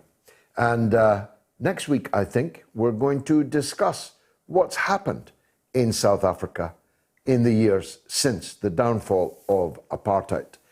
Many people would say that if we were making up a report card, they definitely would not have A+. Others would say it wasn't possible for them to have achieved more than they have achieved. We'll set up a debate on that next week because of that anniversary.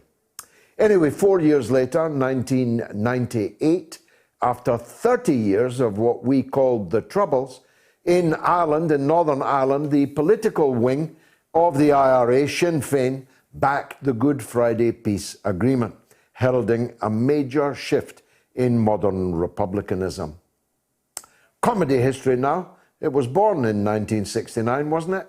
When the British comedy troupe Monty Python formed. Who writes this stuff? Formed largely made up of students and graduates from Cambridge University. They were Graham Chapman, John Cleese, Terry Gilliam, Eric Idle, Terry Jones, and Michael Palin. It wasn't as august a theatrical birth when Andrew Lloyd Webber's musical Cats, based on poetry by T.S. Eliot, premiered this week, then in 1968 in London's West End. Personally, I never found the Monty Python troupe remotely funny. Must be because I didn't go to Cambridge University. In fact, I was educated at the University of Michelin Tires, making ZX radials. But my taxes were paying for those who were at Cambridge University. Much more seriously, 56 people died, more than 250 were injured this week in 1985 after fire engulfed the Bradford City Football Stadium in one of my former parliamentary constituencies. It started in the antiquated stand at the Valley Parade Ground. It was the worst fire disaster in the history of Britain's football. Just look at that and imagine if you were watching that on TV and your husband, your son, your brother was at the game. This was the week in 1967 that the groundbreaking album, Are You Experienced, by the Jimi Hendrix Experience, was first released, one of the most influential debut albums ever. Who writes this stuff? There was personal sadness for me in 1994 when the great Labour leader, John Smith, died in a London hospital after 2 serious heart attacks. A mighty oak fell when John Smith passed away. He would have undoubtedly become the Labour Prime Minister in 1997 if he had not died. That means there would have been no Tony Blair. There would have been no Iraq War, at least no British participation in the Iraq War. There would have been, in my view, no rise of the separatist SNP in Scotland, because John Smith would not only have been the Prime Minister of Great Britain, he was the quintessential Scotsman. As another great Scotsman, the Liberal Democrat leader, Lord Mingus Campbell, put it on the day of John Smith's demise, John Smith had all the virtues of the Scottish Presbyterian and none of the vices. John Smith was one of the most beautiful human beings I ever knew. How different the history of Britain, the history of Labour, the history of Scotland, the history of me would have been but for his untimely death.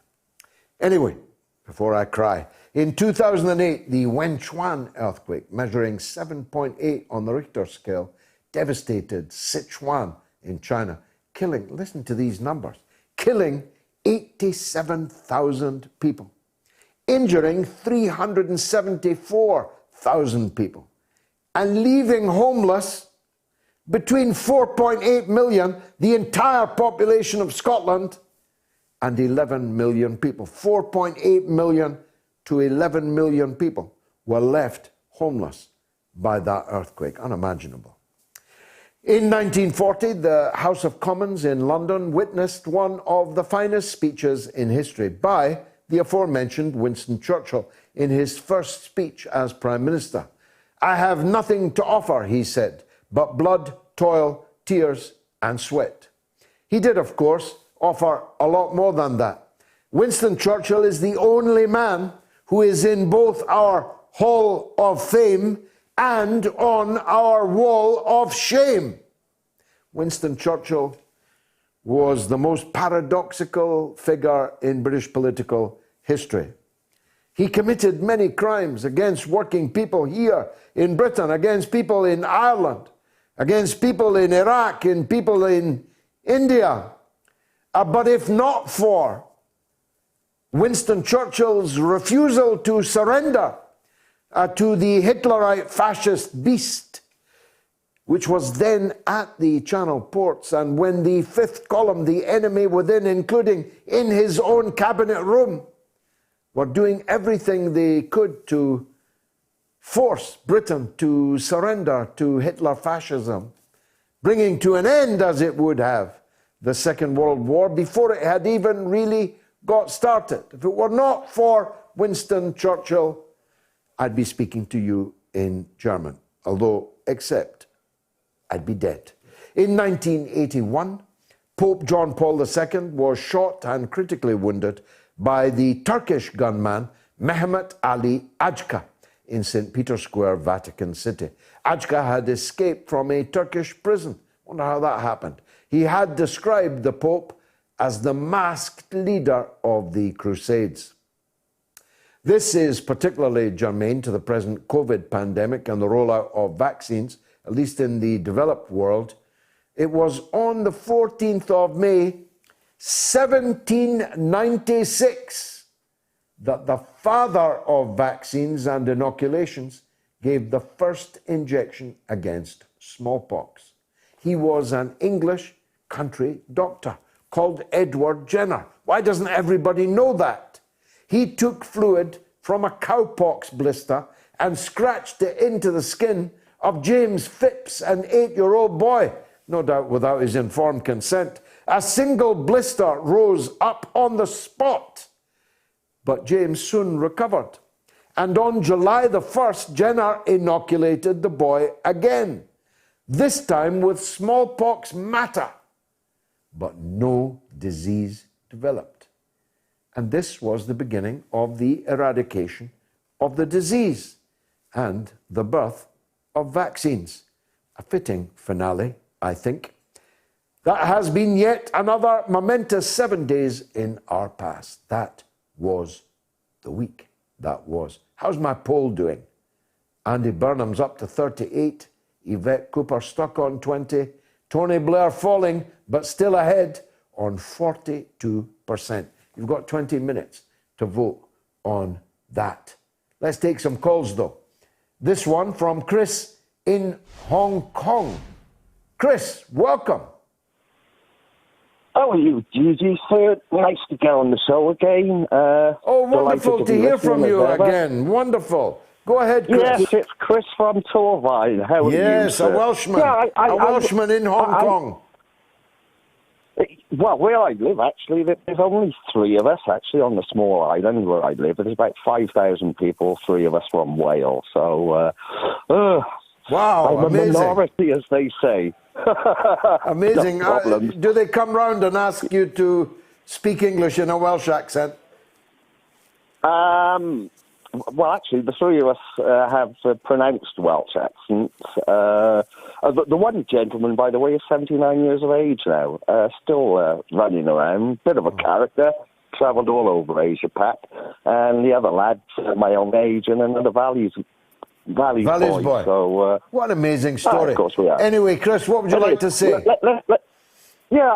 was amazed at what John McTernan had to say about events on Thursday, but notwithstanding that, events since April 2020, when Sir Keith took over as leader of the Labour Party. It's been downhill ever since. It has. It's hard to credit McTernan's analysis, I think, because on every metric, Labour is much worse off than it was when even Corbyn was the leader. The membership is down, the income is down, the votes are down, seats that they held forever are down. It's hard to believe that John still gives them an A+. And I'm not sure how serious he is, because otherwise, why would you be wishing that Tony Blair should become the leader again?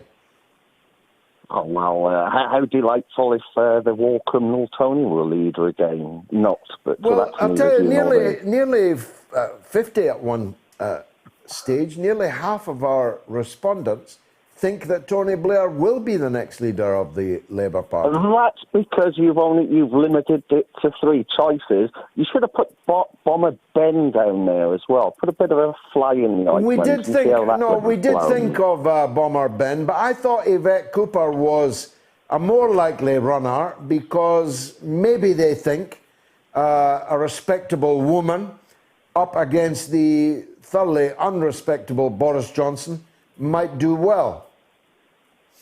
No, she won't do any better than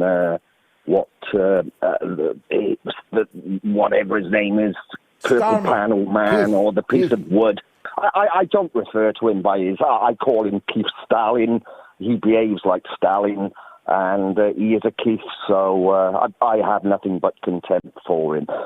Actually, such is my contempt for Mr. Starmer and the Labour Party that he now oversees, that as a 55-year-old lifelong Labour Party voter, grew up with the party, joined the party like you at a young age, 17 years of age. For the first time on Thursday, I didn't vote Labour. Wow, that is quite telling. Just remember, we have 2 votes. I'm in Wales, you were in Scotland.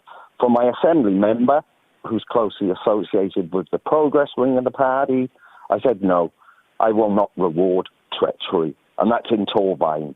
And that also applies to my sitting MP, the hidden, the invisible shadow Minister for Home Secretary, I believe, the Shadow Home Secretary, Nick Thomas Simmons. Never heard of him. Never heard of him. Yeah, nobody else has, by the way. I swear to you. He won't get my vote either, the next general election that we get. But let's finish this off quickly because you've got other callers. Let me be clear here with what McTernan said. If we apply his rule to every seat, Brexit, Labour voting seat, that has a combined Tory Brexit Party majority from 2019, yeah?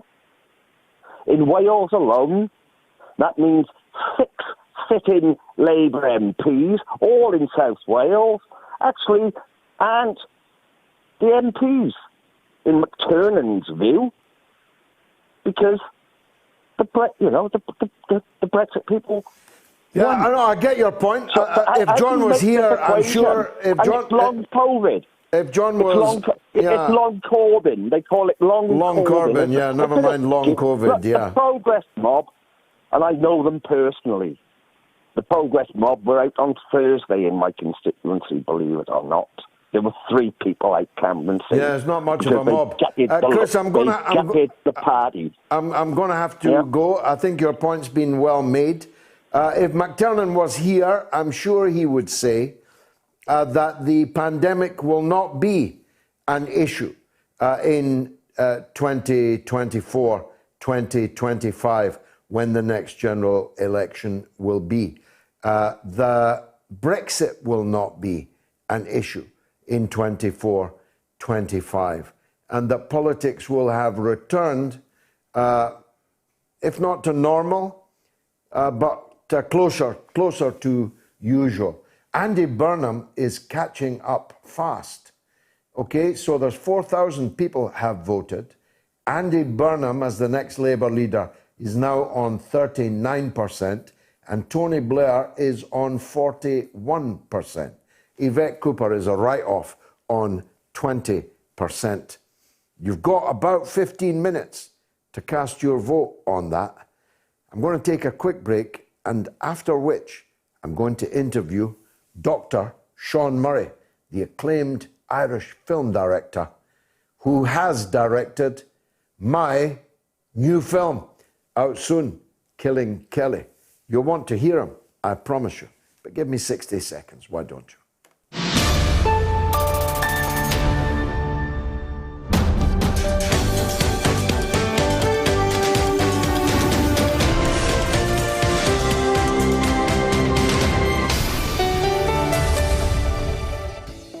The giant Labour Party sailing clearance is now on! Hurry now, as we've got 0 interest in our party.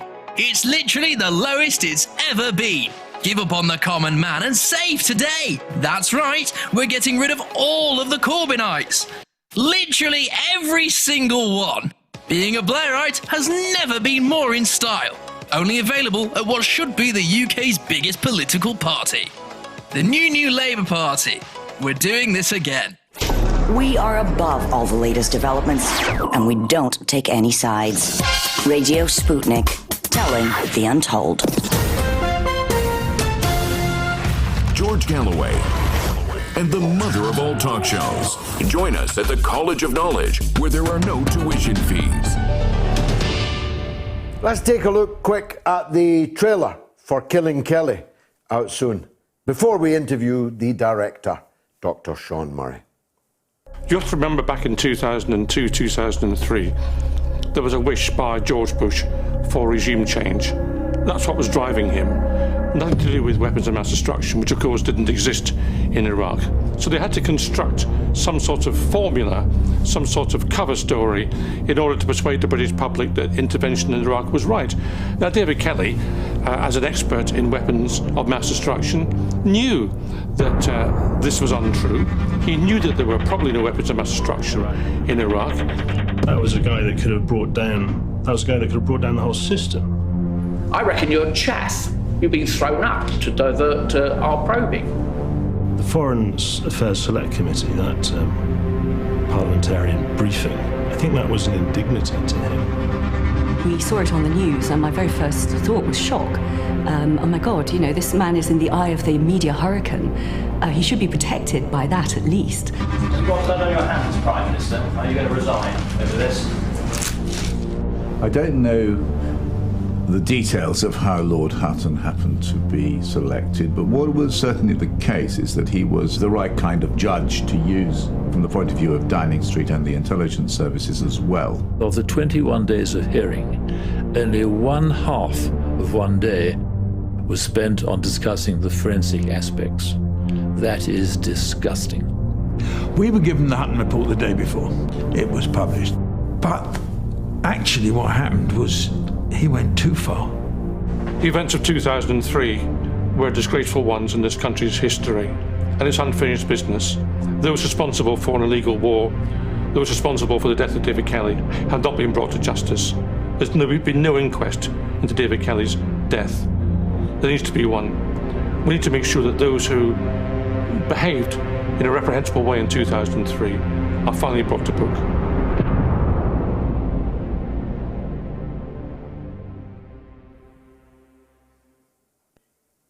Well, I'm very proud to have made that film. Prouder still that the much decorated, celebrated Irish film director, Dr. Sean Murray, has directed it. And we, I hope, have him on the line now.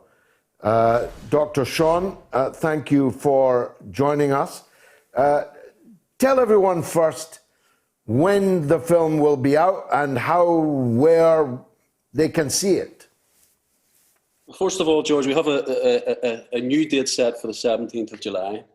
And that's a very important date indeed, of course, because that's the anniversary of Dr. Kelly's death. I think it's fitting that we do justice to the memory of a man who quite virtually attempted to prevent the deaths of hundreds of thousands of people. And I think to release the film on that date, I think is quite fitting. And the cinema will be open, so we can have the premiere that we are contractually obliged to have. Our biggest donors must see it first.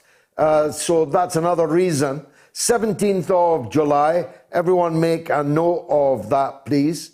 I was just thinking, watching the trailer there, Sean, why should anyone care about what happened way back then, when many of them were children then, some were not born? I have this problem that what happened around and in and after the war on Iraq is burned into my soul, but there's a generation of people who barely remember it. Why is it important that we have made this film? Well, I think, George, to bury the story of the death of Dr. David Kelly is to enable history to repeat itself in favour of the perpetrators who were involved in Dr. Kelly's death. I think it's very pertinent that we make films like this. It also enables the same government to become involved in other wars, like we have seen in Afghanistan, the Yemen at the minute, and of course Syria. So this is very, very current. It's very universal, and I think it's very, very important to make films like this. Without giving too much away, because we want people to go and see it, how would you describe the film? Well, first of all, on an obscure level, it's about challenging the power structures that are there to protect the public, and it asks very, very important questions.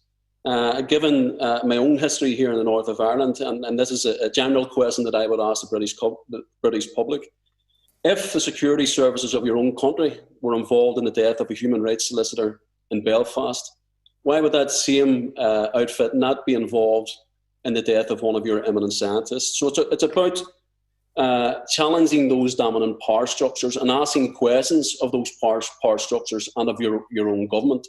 But on a more clinical level, it's about looking at the months leading up to Dr.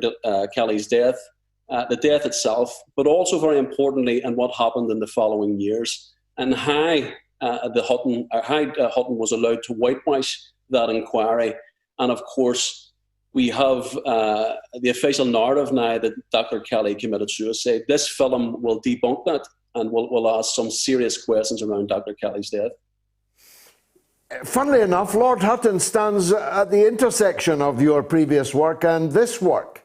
It is ironic, maybe it was a coincidence, maybe it wasn't, that the Prime Minister, Tony Blair, reached for a whitewashed judge and he found Lord Hutton wandering round the corridors of the House of Lords on a Saturday afternoon when it was locked up, as you do.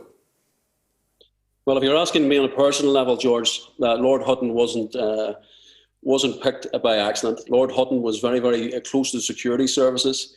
He knew exactly how to deal with the security services, and he was a man who would have readily been able to cover up exactly what the government needed to cover up. Very interesting. I hope that the film gets a big welcome from people, 17th of July. How will people be able to see it? It won't be on general cinema release, but how therefore can people see it? Well, George, as I've discussed with you before, any project that I become involved in, I only become involved in projects that I'm socially and politically committed to. So I think the story of Dr. David Kelly, I think what we need to do, first of all, is redress the public discourse around his death. I think it's very, very important to have as many screenings as possible, first of all, before we begin streaming the film internationally. So I think we're still working on that. COVID permitted, we're still looking at how we can get as many screenings as possible. But it's not only about the screenings, George, it's about engaging with the public at those screenings with questions and answers, and having people there who were at the heart of this, maybe journalists, people who were at the heart of that story 18 years ago, and discussing the issues around Dr. Kelly's death. I was myself at the heart of all of these events. People may say I'm a trifle obsessed by it, and I'd plead guilty to that, but I would add the caveat that you did, that if you don't properly confront what really happened in those days, you're doomed to repeat them. Isn't that your experience also? Absolutely. But I mean, if we look at the period around the Iraq War, and in particular Dr. Kelly's death, George, it wasn't just about the death of Dr. David Kelly. It was also about the death of the BBC, and we'll be looking at that in the film. Now we have a public broadcaster which shows obsequious deference to the Tory party.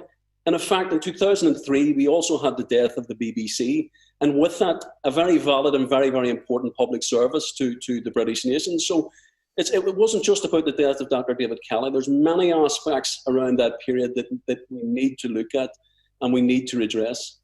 Let me give you finally a quote from Alistair Campbell, who we saw in the trailer and we'll see loom large in the film itself. I don't know if you know, but I don't know how much attention you pay to ITV in Britain, but the new presenter of Good Morning Britain is Alistair Campbell, filling the chair vacated by the sacking of Piers Morgan.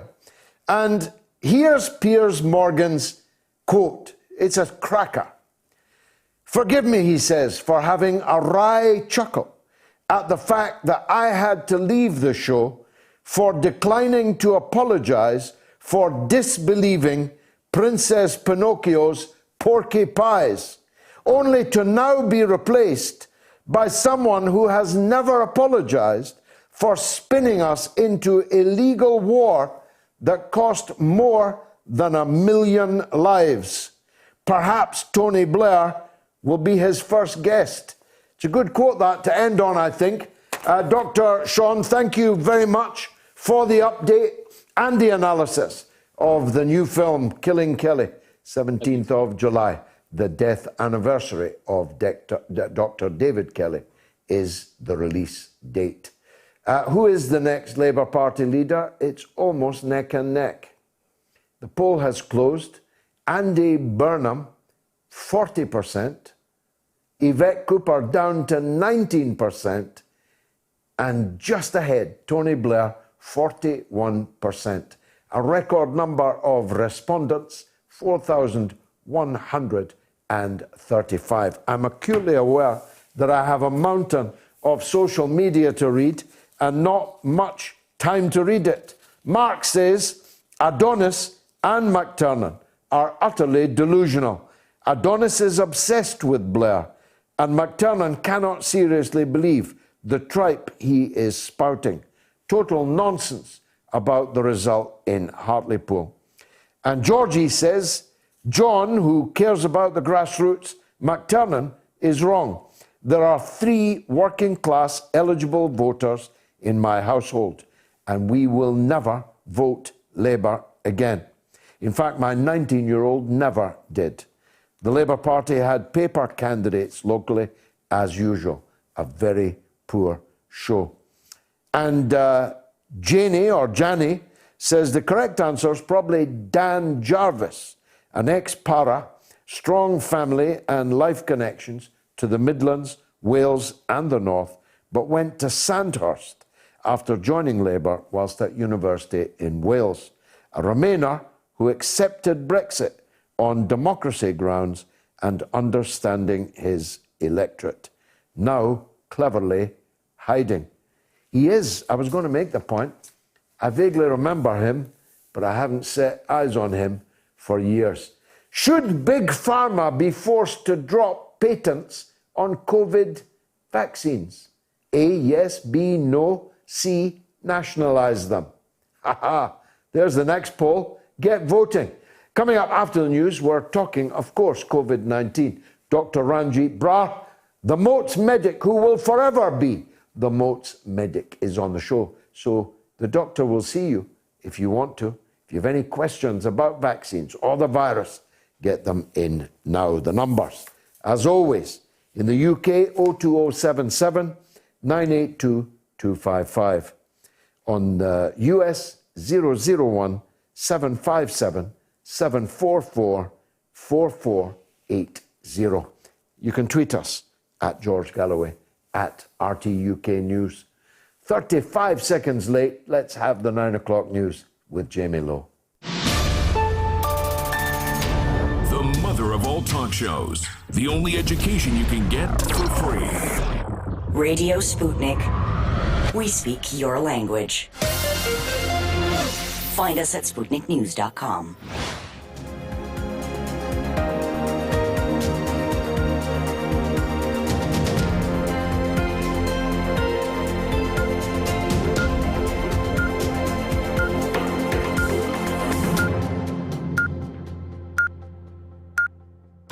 Radio Sputnik News.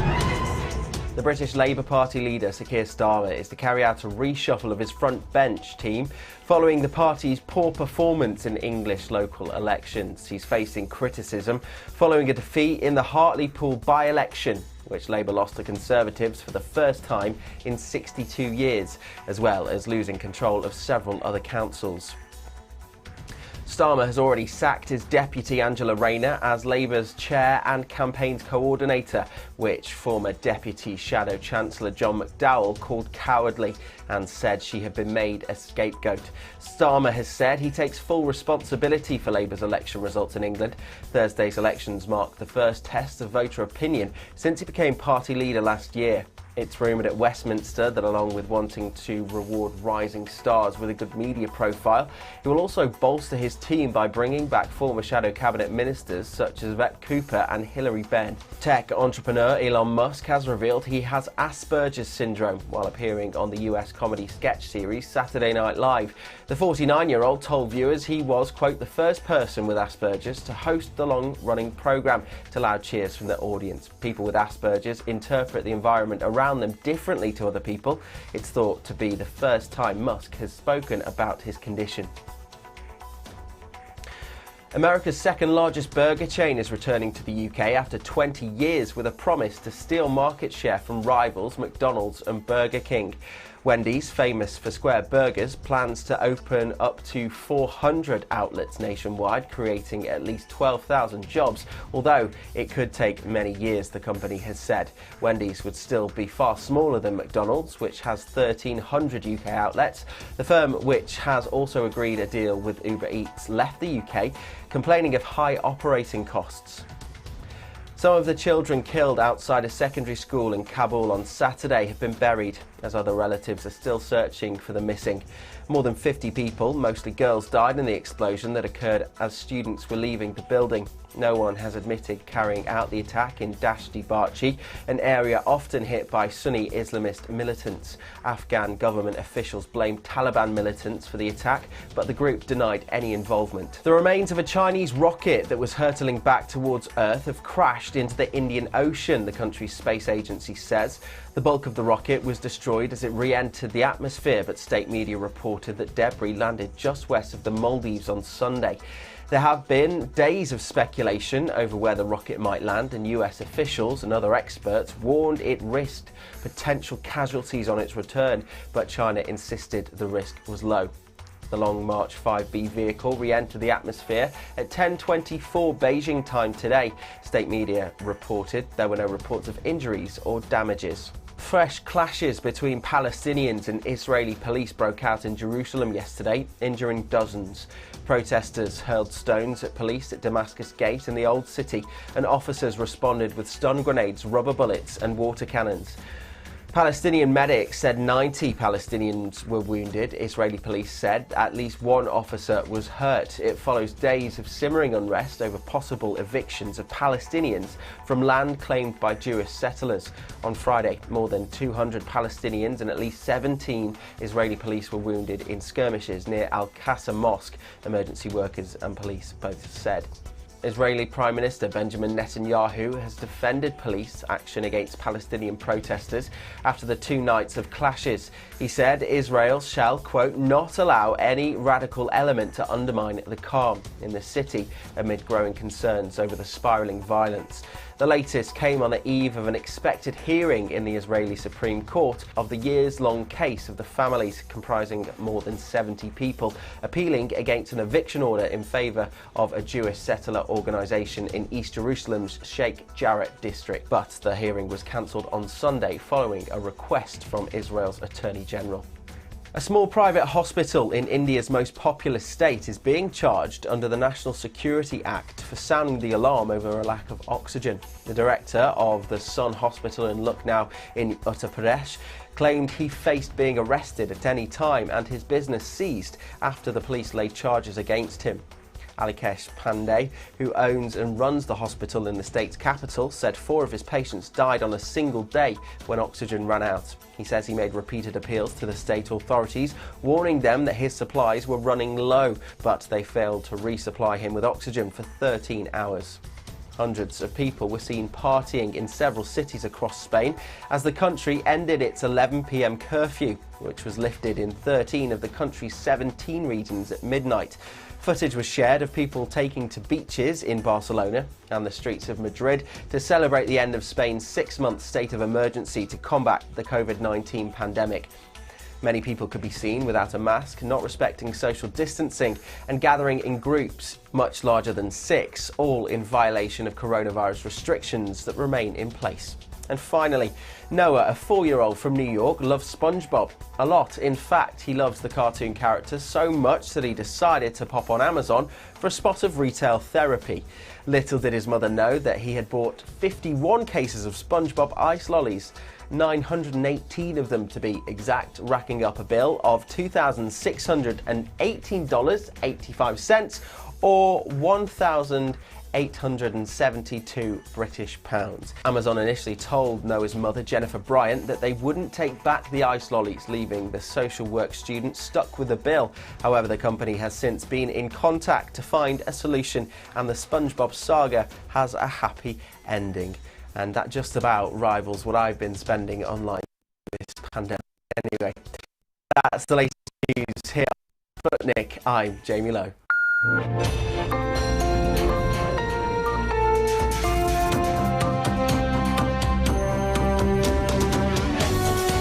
You're listening to Radio Sputnik. Telling the untold. Welcome to the Open University of the Airwaves with George Galloway. Only on Sputnik Radio. Should Big Pharma be forced to drop patents on COVID vaccines? Yes, no, or nationalize them? I'll tell you why I'm asking that. Listen to this. These are today's figures about the fewest vaccinations in the world, the 9 poorest. In Mauritania, 0.2% of the population has been vaccinated. In Cameroon, 0.1%. In Papua New Guinea, 0.1%. In Syria, 0.1%, besieged by sanctions, of course. In Libya, that we liberated some time ago, 0.1%. South Sudan, 0.1%. Niger, 0.1%. And the Congo, 0.1%. Kind of puts things in perspective, doesn't it? We're lucky enough in this country to have had well over half of our people vaccinated. In the Congo, it's 0.1%. Moats medic, doctor, physician, surgeon, maestro, and maybe parliamentary hopeful, but we better not go into that just yet. Dr. Ranjeet Brar joins me now. Dr. Brar, let's deal with that first point, should we? Is this the reason why these poor countries have vaccinated so few people that Big Pharma has made it impossible for them to get the vaccines? George, pleasure to be with you. I think we said, can it be 15 months ago when we first discussed coronavirus? We've been meeting every Sunday for 15 months. Yeah, unbelievable, but it's still not run its course in the world. But in England, as we said, it has. But we said right at the beginning, I think I made the comment right at the beginning when we first spoke, that this was a subject, the coronavirus, in which medicine, politics, and economics had a very tight interplay. And through the spectrum of COVID, through the way it has unfurled as a crisis domestically, by the way in which it's been covered in our media, but also the way in which it's spread throughout the world, the way it's affected different populations, and the response of different governance systems, particularly the difference been highlighted throughout between the poor world and the rich world, and particularly between the socialist world and the capitalist world. We've been able to look at COVID and see, use it really as a reflection to look at the world just as it is. That's been further impacted by the global economic depression that has unfolded throughout 2020, which is said to be 300 or 400 times worse than that of 2009, which has resulted in the last decade of austerity. So when we look at those countries that you mentioned, those 10 of the poorest countries in the world, and of course, each of them has a story, a colonial story, a story of poverty, a story of underdevelopment, a story of having dictatorship. Congo, for example, is one of the richest countries in the world, but only 0.1% of its population's been vaccinated because we overthrew Patrice Lumumba, put in Mboto Seko Seko, who looted the country, killed the people, and look at the state of them now. Absolutely. I mean, that's a case in point, and you can find a similar story for most countries in the world when you really look closely at them. Syria and Libya are two of those countries, and of course we know very recently the history of our country, of NATO interventionism, how it's destroyed the economies of those countries which had a very well-functioning, highly sophisticated medical system, social system, housing system, countries which have been brought to their knees, whose treasuries have been systematically looted, particularly Libya. They had a sovereign wealth fund of $90 billion, which was simply sequestrated and used for regime change and swelled the coffers of Western multinationals. So, yeah, Big Pharma have a part to play. The fact that they have not thrown their patents, and been able to, waive their profits. Profits is always their primary concern at the end of the day. This is the way large shareholding multinational capital firms are arranged. Actually, their chief shareholders are very few people, hence the massive inequalities in the world. They won't waive their profits to respond to a global health emergency. Even Joe Biden has added his voice to the outcry that says they should do. But actually, that's in the face of a particular situation whereby US, European, and US pharmaceutical companies are playing very much second, third, and fourth fiddle to Chinese vaccine companies who are exporting and have exported 80 or 90 million doses of COVID vaccine worldwide to 60 countries. So there is a huge vaccine inequality, which reflects, inequality in general. When we look at the world of COVID and we see that 3.3 million people we know have test proven positive, there's a lot of things to say about that. Firstly, that's probably a gross underestimation. There are those, of course, who still think it's an overestimation. Well, imagine how many people have been tested in these poor countries. Next to nobody. Right. Exactly right. When people don't have access to clean water, what is the chance of them having a COVID test or a COVID vaccination? This is what we must bear in mind. And there are 1 billion people who don't really have access to clean water. So this is the world we are facing. Probably in India alone, there's a 5 times underestimate, according to its own scientists, of the number of deaths, meaning that in India, probably there have been more than 1 million COVID deaths. And of course, that's on top of all of the other deaths from poverty around the world. We know that every year 14 million children under 5 die from malnutrition and related diseases. So we don't want to give the impression in covering COVID that there are no other problems in the world. Far from it. But of course, it's an extremely serious problem, and the different responses. If we look at China, the fact that they mobilized their entire economy to deal with the problem meant that they minimized the impact on their population and therefore on their economy, because ultimately the aim of their party and governance structure was to protect their people. And if we contrast that to the United States, the richest country on earth, where they've possibly done worst of any country, though India will certainly, I think, overtake them, even in the official figures, let alone the actual figures. If we look at these as the epitome of the capitalist world, rich and poor, that they are unable to provide for medical care, in the case of the United States now, probably to the tune of 70 million people. And yet, this is the health system that we are relentlessly chasing in this country. Matt Hancock announced that Sir Simon Stevens is retiring. Sir Simon Stevens was and still remains the chief executive of the NHS, but he's got a 20-year history of working in private in health insurance industry as the chief executive of the international department of one of the largest US health corporations. He was the person who advised Tony Blair to put in place PFI. So he's been key in privatising the NHS. And what's more, the white paper that Hancock is introducing is precisely introducing what they're calling here integrated care networks, which are in reality the health management organisations first championed by Kaiser Permanente and Nixon, President Nixon, all the way back in the 70s. And they are precisely the systems which incentivise, give all of the money for healthcare to large boards, principally overseen by large companies, and incentivise their profits, because by giving out the least healthcare possible. The least healthcare they give out, the more profit they make. This is where we're going. It's a dark day, really. I mean, what you can see from the election results that we don't have an effective political opposition capable of challenging the corruption we've seen in our country throughout the pandemic, challenging the inroads into the NHS, challenging the further privatisation. And until we as a country, we as a British working class, are capable of bringing forward that kind of opposition, we're going to see the continuing deterioration and forcing people. The 10 billion was given to a consortium of private healthcare companies who have done very well during this pandemic. They should have been closed down and taken over by the NHS in order to provide care. The reverse has happened. And now what we're seeing is that they are further saying that through the rationing, effectively, more than 5 million people are waiting for operations in this country. And of course, some of them will die waiting. That is the reality of rationing. This is the unspoken, unpalatable truth. And what that will mean is that those who simply say, look, nothing's more important than my health, quite rightly, will be forced into self-paying or insurance paying in the private sector. And this is precisely the road we're going down.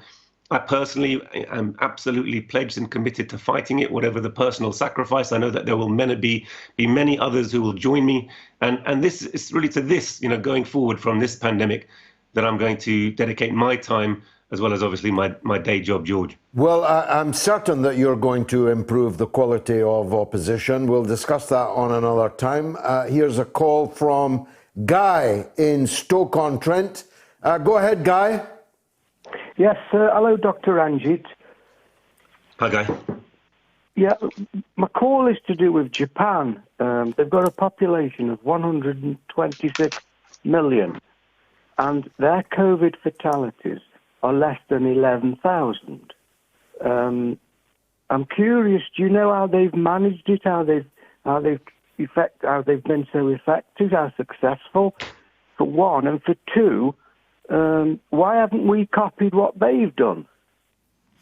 Two good questions there, Guy. Thanks for them. Doctor? They are good questions. Japan's coming up in the news currently as having a big surge in people who are presenting with fever, and they're expecting to see a surge on that basis.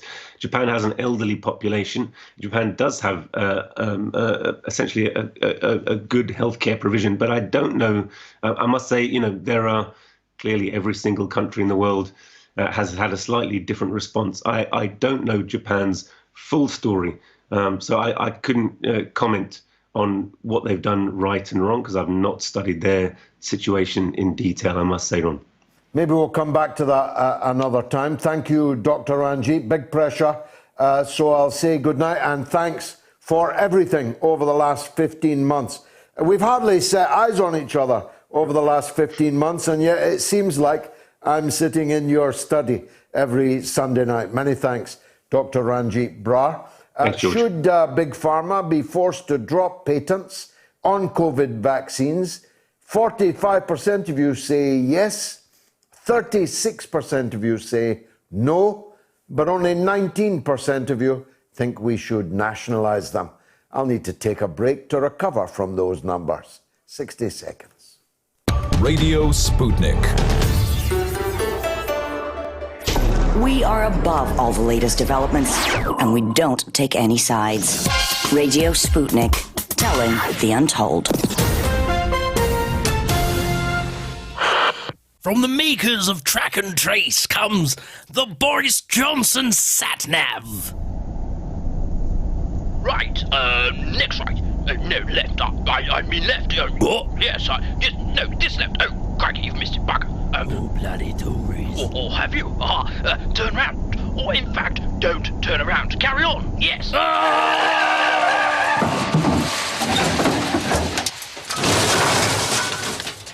You have arrived at your destination.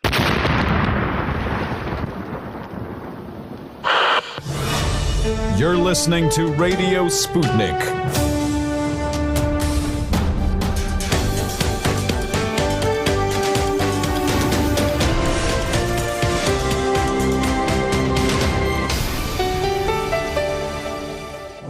Mother of all talk shows.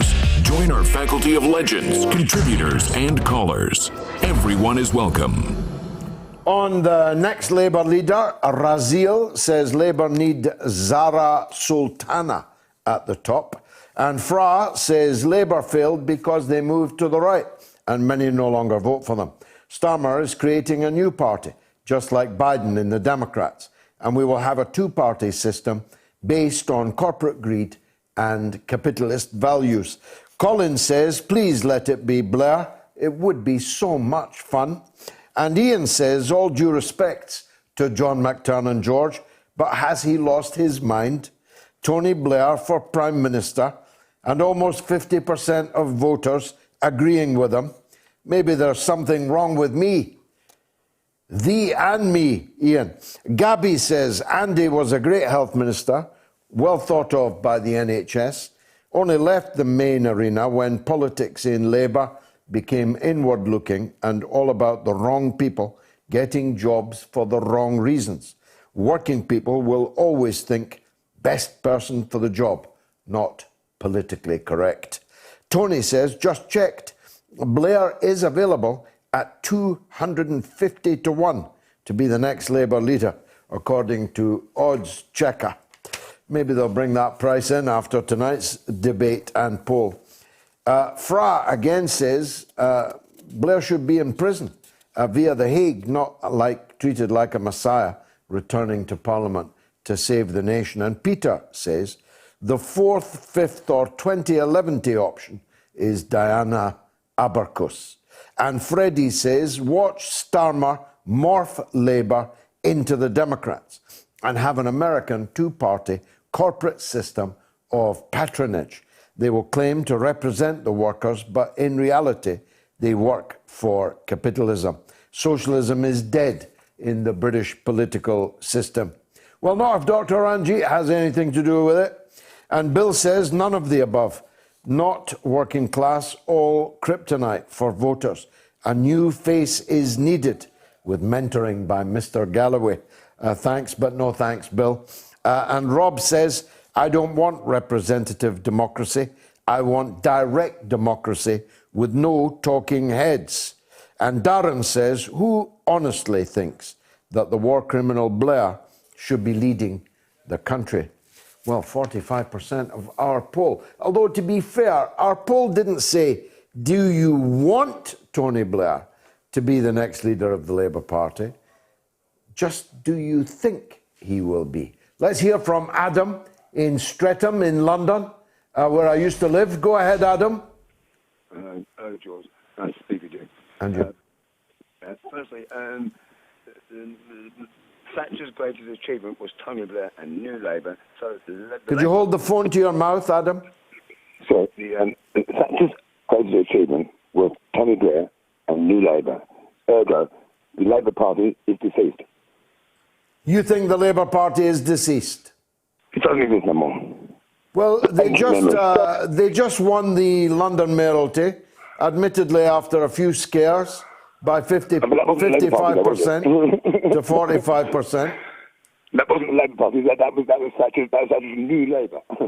Different thing. Yeah, it's a terrible line, Adam. We'll try and get back to you. Let's go to Harrow, again in London, and talk with Ken. Ken, go ahead.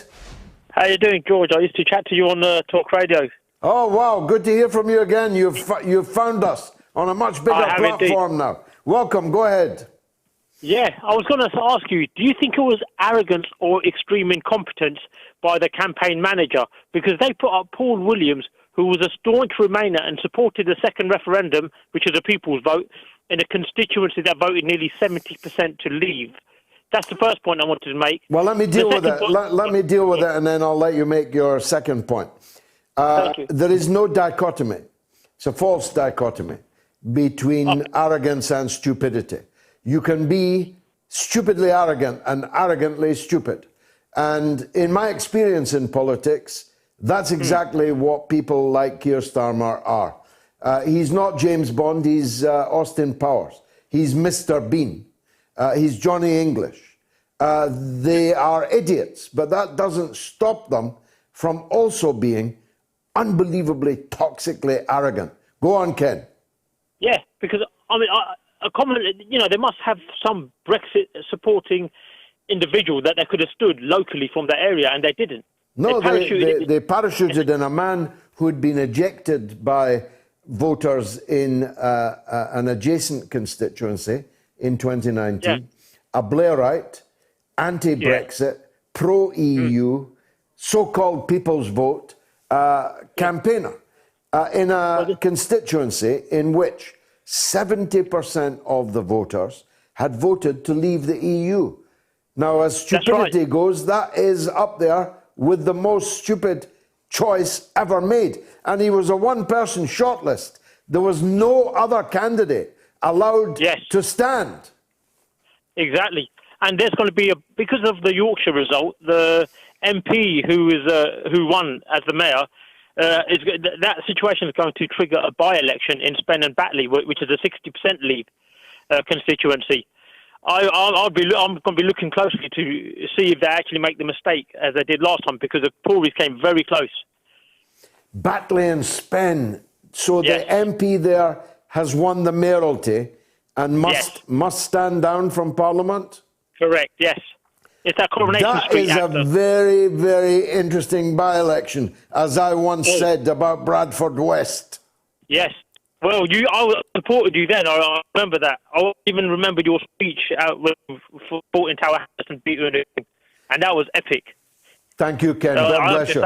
But there was one last thing I wanted to ask you, and I think this is what sums it up. It's no longer left-right. It's more globalist, nationalist. That's the divide that's happened. Do you think, given what the situation is, the Labour Party will get more MPs that will pass what I would call the Swafiga test, or less? Less. Labour is dead to me, but much more importantly, it's dead to the working people of this country. And it wasn't just Brexit. It wasn't one damn thing. It was one damn thing after another. It's not just Keir Starmer. It definitely wasn't just Jeremy Corbyn, nor just Ed Miliband, even just Tony Blair. It was one damn thing after another. Labour for 40 years has been on a trajectory towards liberalism, towards globalism, and towards identity politics as a substitute for the real class politics that they were once identified with, falsely actually, but were once identified with. And I don't think that's going to change. And no currently available candidate, it seems to me, to lead them is going to resolve that matter. Ken, thanks for that call and your kind words. Jeff is in Northamptonshire. Go ahead, Jeff. Good evening, George. How are you? All right? By the grace of God, I'm good. Thank you. Go ahead. Thank you. Well, what I wanted to phone up about was, firstly, I would vote for Andy Burnham or Dan Jarvis. What I wanted to talk about was the demise of the Labour Party amongst the working class people. Do you remember Bob Pandy from Kensington and Chelsea? Yes, I do. Excellent. Right. So in 1979, I campaigned to have him elected against a rather horrible individual called Nicholas Scott, who I'm sure you also remember. Sir Nicholas Scott of Chelsea, yes. Yeah, a drunkard who used to drive around in his car, and eventually he got caught. And what happened is that Bob Pandy was a binman. He was a binman. Yeah, he was a binman. And what we get now is we get people that are just barristers and lawyers, and they go through university and they've got absolutely no connection with the working classes. Emily Thornberry was so horrible to a man who hung a flag outside of his house because his team, West Ham, were doing something, were achieving something. And I believe that they've lost that connectivity with the working classes. That's where I just feel that Labour have fallen down.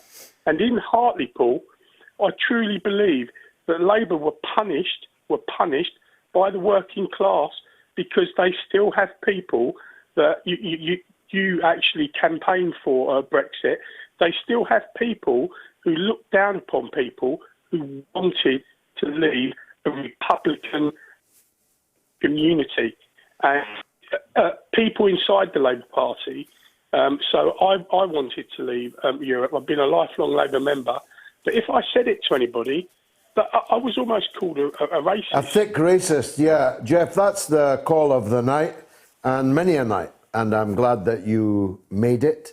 Emily Thornberry, the former shadow foreign secretary under Jeremy Corbyn, still, I think, in the shadow cabinet, in a minor role, otherwise known as Lady Nuggy, although she doesn't like you to use that title, except on social occasions, was the personification of this embourgeoisification of the Labour Party's leadership. She didn't just look down on a man because he had a West Ham flag. It was a West Ham flag, and I'm very sorry about West Ham's result today. I'm a big supporter of David Moyes and West Ham, and I very much want them to get into the Champions League, it's because it was an England flag. And because it was hanging out of the window of the kind of house which a huge number of working class people live in. People who have managed to buy their own house, but it's not the kind of mansion that Lady Nuggie is used to. And he hung an England flag out of the window, but parked in his drive was a white van, meaning he was a man that worked in a white van. He worked with his hands, lifting things and carrying things and putting them into and taking them out of his own white van. It was his pride and joy, his own small business. And Lady Nuggie, who has lived a life of luxury, subsidized by the public, by people like that man, over almost all of her life as a member of Parliament, and prior to that as the leader of a council. This woman has utter contempt for the British working class, for the English working class, and yes, for what was earlier dismissed earlier as the white working class. She didn't like this man's flag or his van or his house, but she expected that man to vote for her. She expected that man to vote for Labour. And so does Starmer, or he wouldn't have put up a contemptuous opponent of Brexit in a constituency that had voted by 70% for Brexit. That's what Labour is now. And it will not change. And that's why Labour is dead to me and dead to you. Thanks for that call. Simon in London is up next. Go ahead, Simon. How you doing, George? You okay? All good, thanks. Thanks very much. That's great. Yeah, I just wanted to elaborate on what you just said, basically. I think there's three reasons why the Labour Party, I think, for the next 3 or 4 elections, I think, won't come in power. Firstly, during the 2019, or prior to and after the 2019 election campaign, they did everything possible to undermine Parliament and make sure Brexit didn't go ahead, right? So firstly, they betrayed Parliament. Secondly, they betrayed the people. Majority of the people voted for Brexit, and yet they betrayed the vote of the people. They didn't want to go ahead with that. And of course, Jeremy Corbyn, who did want Brexit to go ahead, just stood back there and let it happen. Of course, there's other complications to that as well. Yeah, well, he was basically a prisoner by that stage, exactly. Simon. I'm not making excuses for him, because if you're the leader of the Labour Party, you mustn't allow yourself to be taken prisoner. But he was a prisoner of Lady Thornbury and Keir Starmer and so on. But go ahead. I agree. I completely agree with you there, yes. And thirdly, although people won't probably know this, although you have to read through the lines and everything, but thirdly, they betrayed the country, because a lot of these guys, the Starmers, the Thornburys, the Diane Abbotts, were in essence speaking to and cutting deals backstage with the EU themselves. So while Boris Boris has plenty of problems, as I said, there's lots of things wrong with Boris and the way he's done. But one thing Boris can say, and he'll always be looked at in history, is the guy who got Brexit done. He can look at himself in the mirror and know that. And yet, these politicians from Labour were basically doing everything possible to undermine the Brexit deal. And collaborating with the Speaker, who's supposedly a neutral figure, and I see has made it back onto television. One thought he'd left the country, but no, he's back. Alistair Campbell is back on television. And the Speaker was effectively seeking to hijack the House of Commons to destroy Brexit, which had been voted for by 17.4 million people, the biggest number of people who've ever voted for anything, anytime in our entire history. Last word to you, Simon. Yeah, I was just going to say, and basically that's it. I don't see any way back for the Labour Party. In fact, the reason why you're seeing the problems that you're seeing in Scotland at the moment with the SNP and the rise of the separatist movement is purely because The Scottish people know that if they vote Labour, they'll get Tory in the form of Labour. I mean, that's partly that, Simon. But it's very funny, isn't it, that the same people who were trying to force us to have another referendum on the EU so they could overturn Brexit are now telling us we must have another referendum in Scotland so that Scotland can break up the country to punish Britain for having left the European Union. The very same people in the political class and in the media. And a second point, Simon, isn't it funny how all these liberals and progressives regard the BNP, British nationalism, as being beyond the pale, something to run from or imprison, but the SNP, Scottish nationalism, is something to be embraced and cuddly. They hated Trump for his America First nationalism, but they love Nicola Sturgeon for her Scottish nationalism. Go figure, Simon. Exactly, I agree with you. And it's like I said, the BNP is a minor fringe movement compared to the SNP, which everyone should be worried about because it's got the control of the whole country. So with regards to my comments on Labour, just a final part I would like to say, I don't think Labour's going to go ahead for the next 4 elections, probably even beyond that. It's destroyed.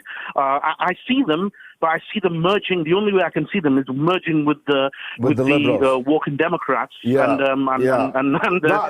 may happen. And some people like Paul Nato Mason are beginning to campaign for that now, for effectively a merger between Labour and the Liberal Democrats. Simon, thanks for a great call. Richard is in Carlisle. Go ahead, Richard. You all right, George? Oh, good, sir. Nice to hear from you. Yeah, well, I'm calling about the shock and mayhem that's going on in the Labour Party management right now. Yeah. I mean, to me, the deputy leader's been sacked. Well, yeah, I mean, it's amazing to me that they didn't see this result coming. I mean, you know, I've been working in factories, warehouses and sawmills in the northwest of England since I was 18. I've worked for agencies on 0 hours contracts. I've worked on new contracts where you're working opposite people on older contracts and you're working for, you know, worse terms and conditions than those on the older contracts. And, you know, I've worked for this all my life. And the current Labour Party opposition, and I use the word opposition, it's loosest sense at the minute with Labour, and they don't represent me or anyone that I've worked with, or really any of the working class in the north of England at all. I mean, there's been, the last few days, resignations and people saying that, you know, yeah, Labour is too London-centric. And, yeah, it is, but why wasn't this said before? You know, they're jumping off a sinking ship, but why didn't they do something to stop the ship sinking in the first place? You know what I mean? And no, it's a very, very, very powerful point, Richard, and I'm not at all surprised that in Carlisle that is the talk on the street. The reality is this has been decades in the making. Labour has been. When I entered Parliament, there were in 1987. There were more than 100 working-class Labour MPs, and I was one of them. Do you know how many there are now? People who've ever done a working-class job? There are 7. 7. Right. 7 Labour MPs have ever done a working-class job. And in fact, if you go further and say, did your father or mother do a working class job, it's only 27. So it's only 7, and they are the children of just 27. It is amazing, the transformation of the Labour Party from the day that I joined it in the summer of 1968 to what it is today.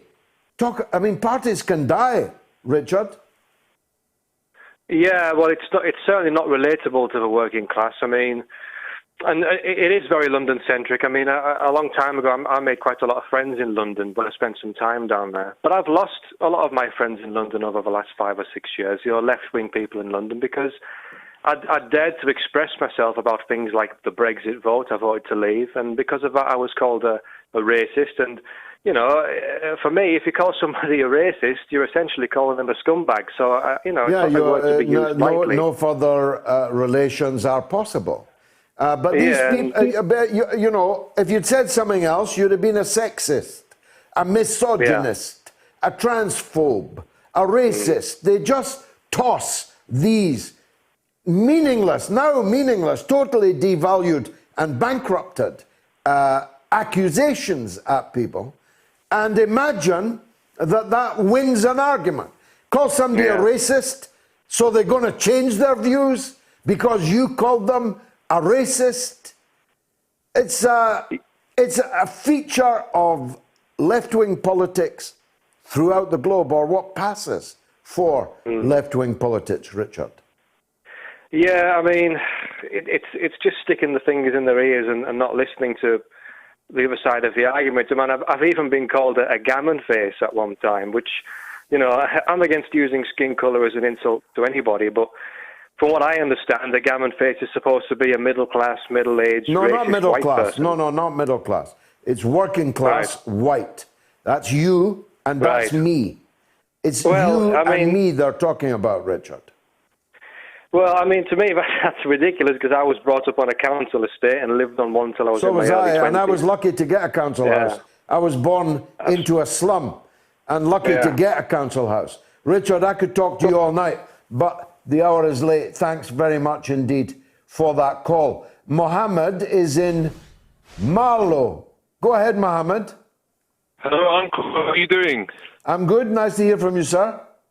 Good to hear from you. Even better to hear from you, George. It's been a long while, and it's good to hear you well. George, the topic that I'm going to talk about tonight, I know we haven't got much time, but I don't want to sort of disrespect you in any way. I'm just raising a point because at the beginning of the show, you were sort of promoting the mobile phone and how technology is advanced and these sort of elements you were talking about. And it's important to remember that the Motorola was the first phone back in 1973, and the R&D, the research and development, was actually from Israel.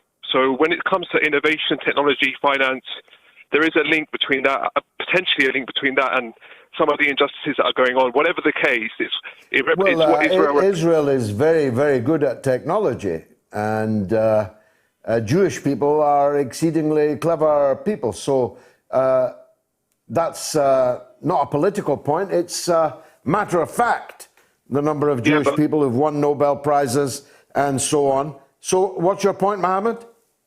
Well, we don't know look, as an example, we don't know the ingredients behind Coca-Cola, George. These things could be innovated from satanic worship, for all we know. Just like finances, you know that there's corruption in finances.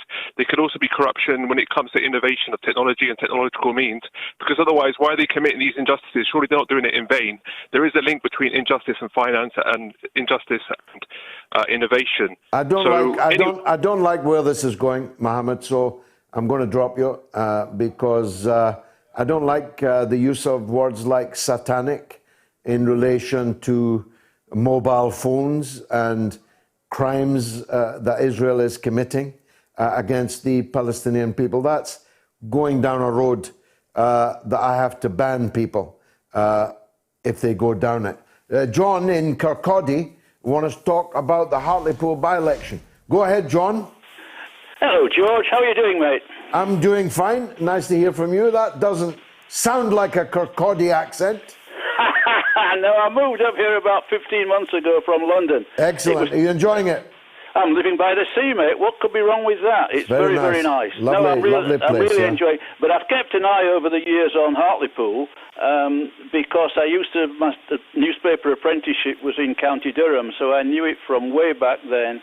And then a schoolmate married a Hartlepool woman, so I knew it. And then in 2001, I stood as the genuine Labour candidate because I'd won a libel action against Rupert Murdoch over a hagiography of Mandelson. I remember that, yes. Yeah, and I thought he was due for a challenge for all kinds of reasons, partly because I'd seen the corrupting effects of parachuting, you know, favourites of trade union leaders and the party leadership into safe seats. And even in 2001, I could see that that was threatening the relationship between Labour voters and the party. And I wanted to step in and draw attention to that. And usual, I got 424 people voting for me as genuine Labour, but it was worth doing. And then when I've been watching the developments in the last few weeks over Hartlepool, which has been completely incompetently handled by the Starmer team. I mean, it's a model of how not to do anything. I hope they don't do the same thing in Batley and Spen now that Tracy Brabham has won the West Yorkshire mayoral thing. But I hope they do, but that's just me. Yeah, well, that's fair enough.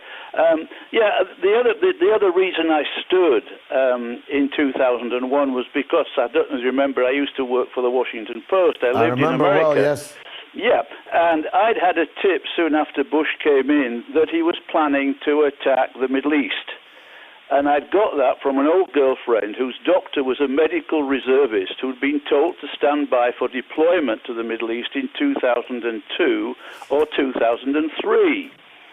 And this seemed to me, and she was very well placed, and we were old friends. There was no reason for her to fabricate this. And the idea was, if I put my name in, I'd use the platform of a by-election, and by then I'd hoped to second source what she told me, because nobody would believe me if I just said a girlfriend told me. And I couldn't do that in time, so I couldn't raise that issue. But we now know, of course, that the planning for the Iraq invasion was well in advance of 9/11, PNAT, Cheney, Wolfowitz, and all the rest of it. So that's partly the reason I did it. And now we've seen the consequences of what's happened of having these parachuted people from all over the place. Now, let me ask you this, John, because the hour is late. Hasn't it come to something where the utterly discredited Lord Peter Mandelson, twice sacked by his friend Tony Blair from the government because he could do nothing other than sack him, is now on television telling Starmer who he's got to get rid of in the Labour Party. The last time I saw Peter Mandelson in a contemporary picture was where he was shopping in a boutique with Jeffrey Epstein. Exactly. So a bosom buddy of Jeffrey Epstein is now an advisor to Sir Keith Starmer and telling him that some people, union leaders and the rest, need to be kicked out of Labour. Epstein's friend thinks you are not good enough to be in the Labour Party. Doesn't that sum it up, John? Yeah, well, and also, did anybody notice Lord Mandelson canvassing in the Hartlepool by-election? He says he was there every day. He said he was there every day. I never saw any pictures of it. No, I didn't see any pictures of Tony Blair canvassing in Sedgefield in 2019 either. The danger with this parachuted system is to launch people's careers and then they turn their back on the voters. And voters don't like it, as we saw last week. Thank you, John, in Kirkcaldy. Let's go to London, talk to Fergus. Go ahead, Fergus. Hi, George. Good evening. Good evening, sir. I just wanted to ask, do you think, after the result we've had, that a second Scottish referendum is inevitable?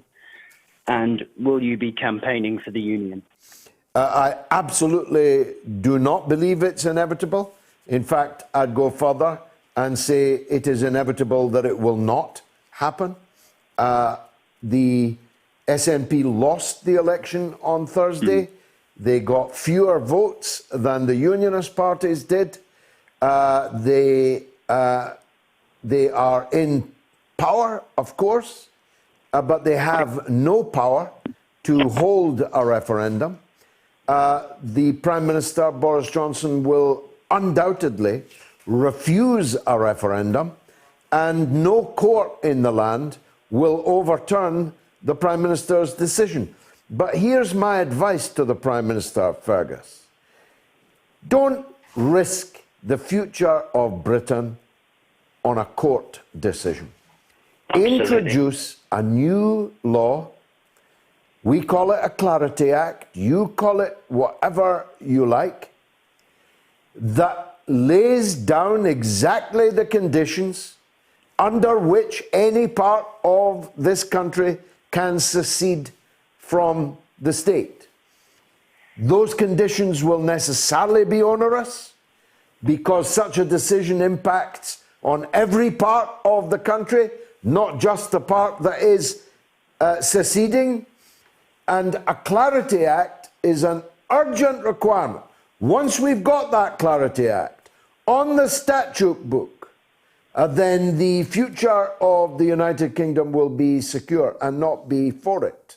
And if anyone wants in the future to have a referendum under the terms of this new law, the Clarity Act that me, my friend Jamie Blackett, wrote for them, they just have to take it and put it on the order paper in the House of Commons. Only then, and in those circumstances, could we have another referendum.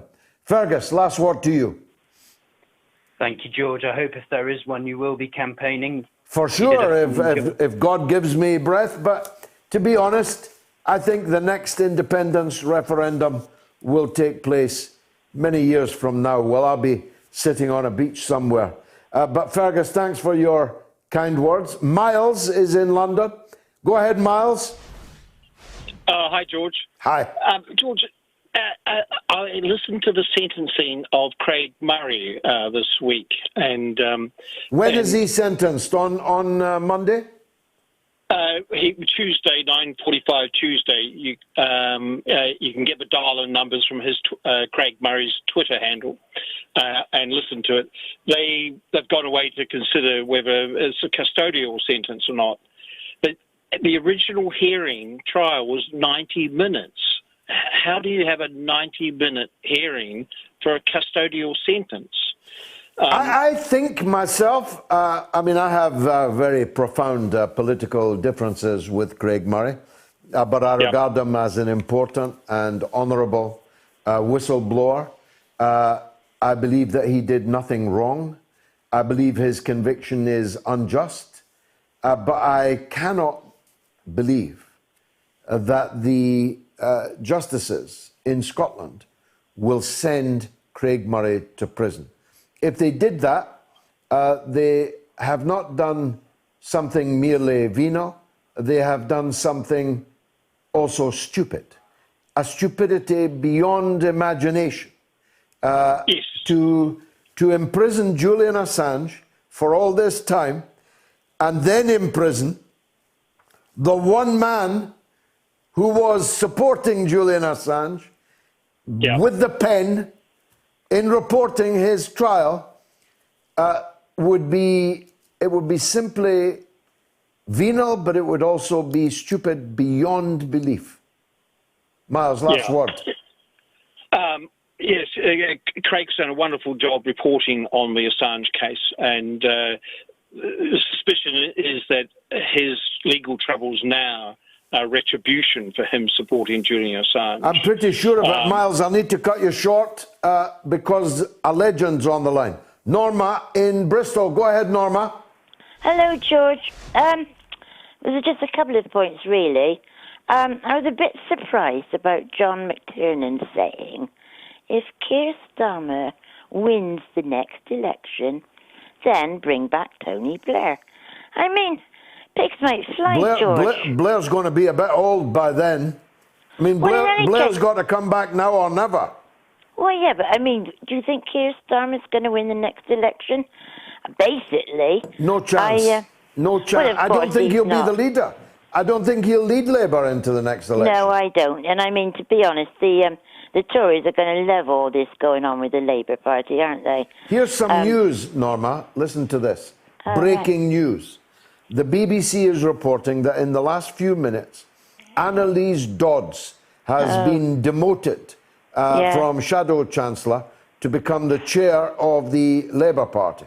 And Nick Brown, an old friend of mine, has been removed as chief whip. Oh, no. And the Labour reshuffle gets underway tonight. Nick Brown, a trade union man, a northeast of England man, Newcastle man, has been sacked from the cabinet just to send an even bigger raspberry to the north of England. Last word to you, Norma. Well, I just think that I don't know where Keir Starmer was educated, to be perfectly honest. He sacked Angela Rayner. Now, if you want to sack somebody and actually going to put her into another position, if you had any manners, you discuss it with her, discuss a transfer, and then announce to the public what's going to happen. I mean, do you know what I think? I think stick Ranjeet Brar in, you know. If I could get Ranjeet Brar in as health secretary in this country, yeah, or international, I'd be prepared to cut my own right arm off in exchange. He would be truly wonderful. And he is actually about to enter politics. I can't say any more, Norma, not least because I've only got 9, 8, 7 seconds left in the show. Now, I've got a bit more than that. Norma, thank you for a lovely call. Lisa Nandy, on the other hand, has remained as Labour's shadow foreign secretary, and Jonathan Ashworth has kept his position as shadow health secretary. That's because Labour's done so well on foreign affairs and so well on health that they got wiped out all over the country, or most of it, on Thursday. See you next week.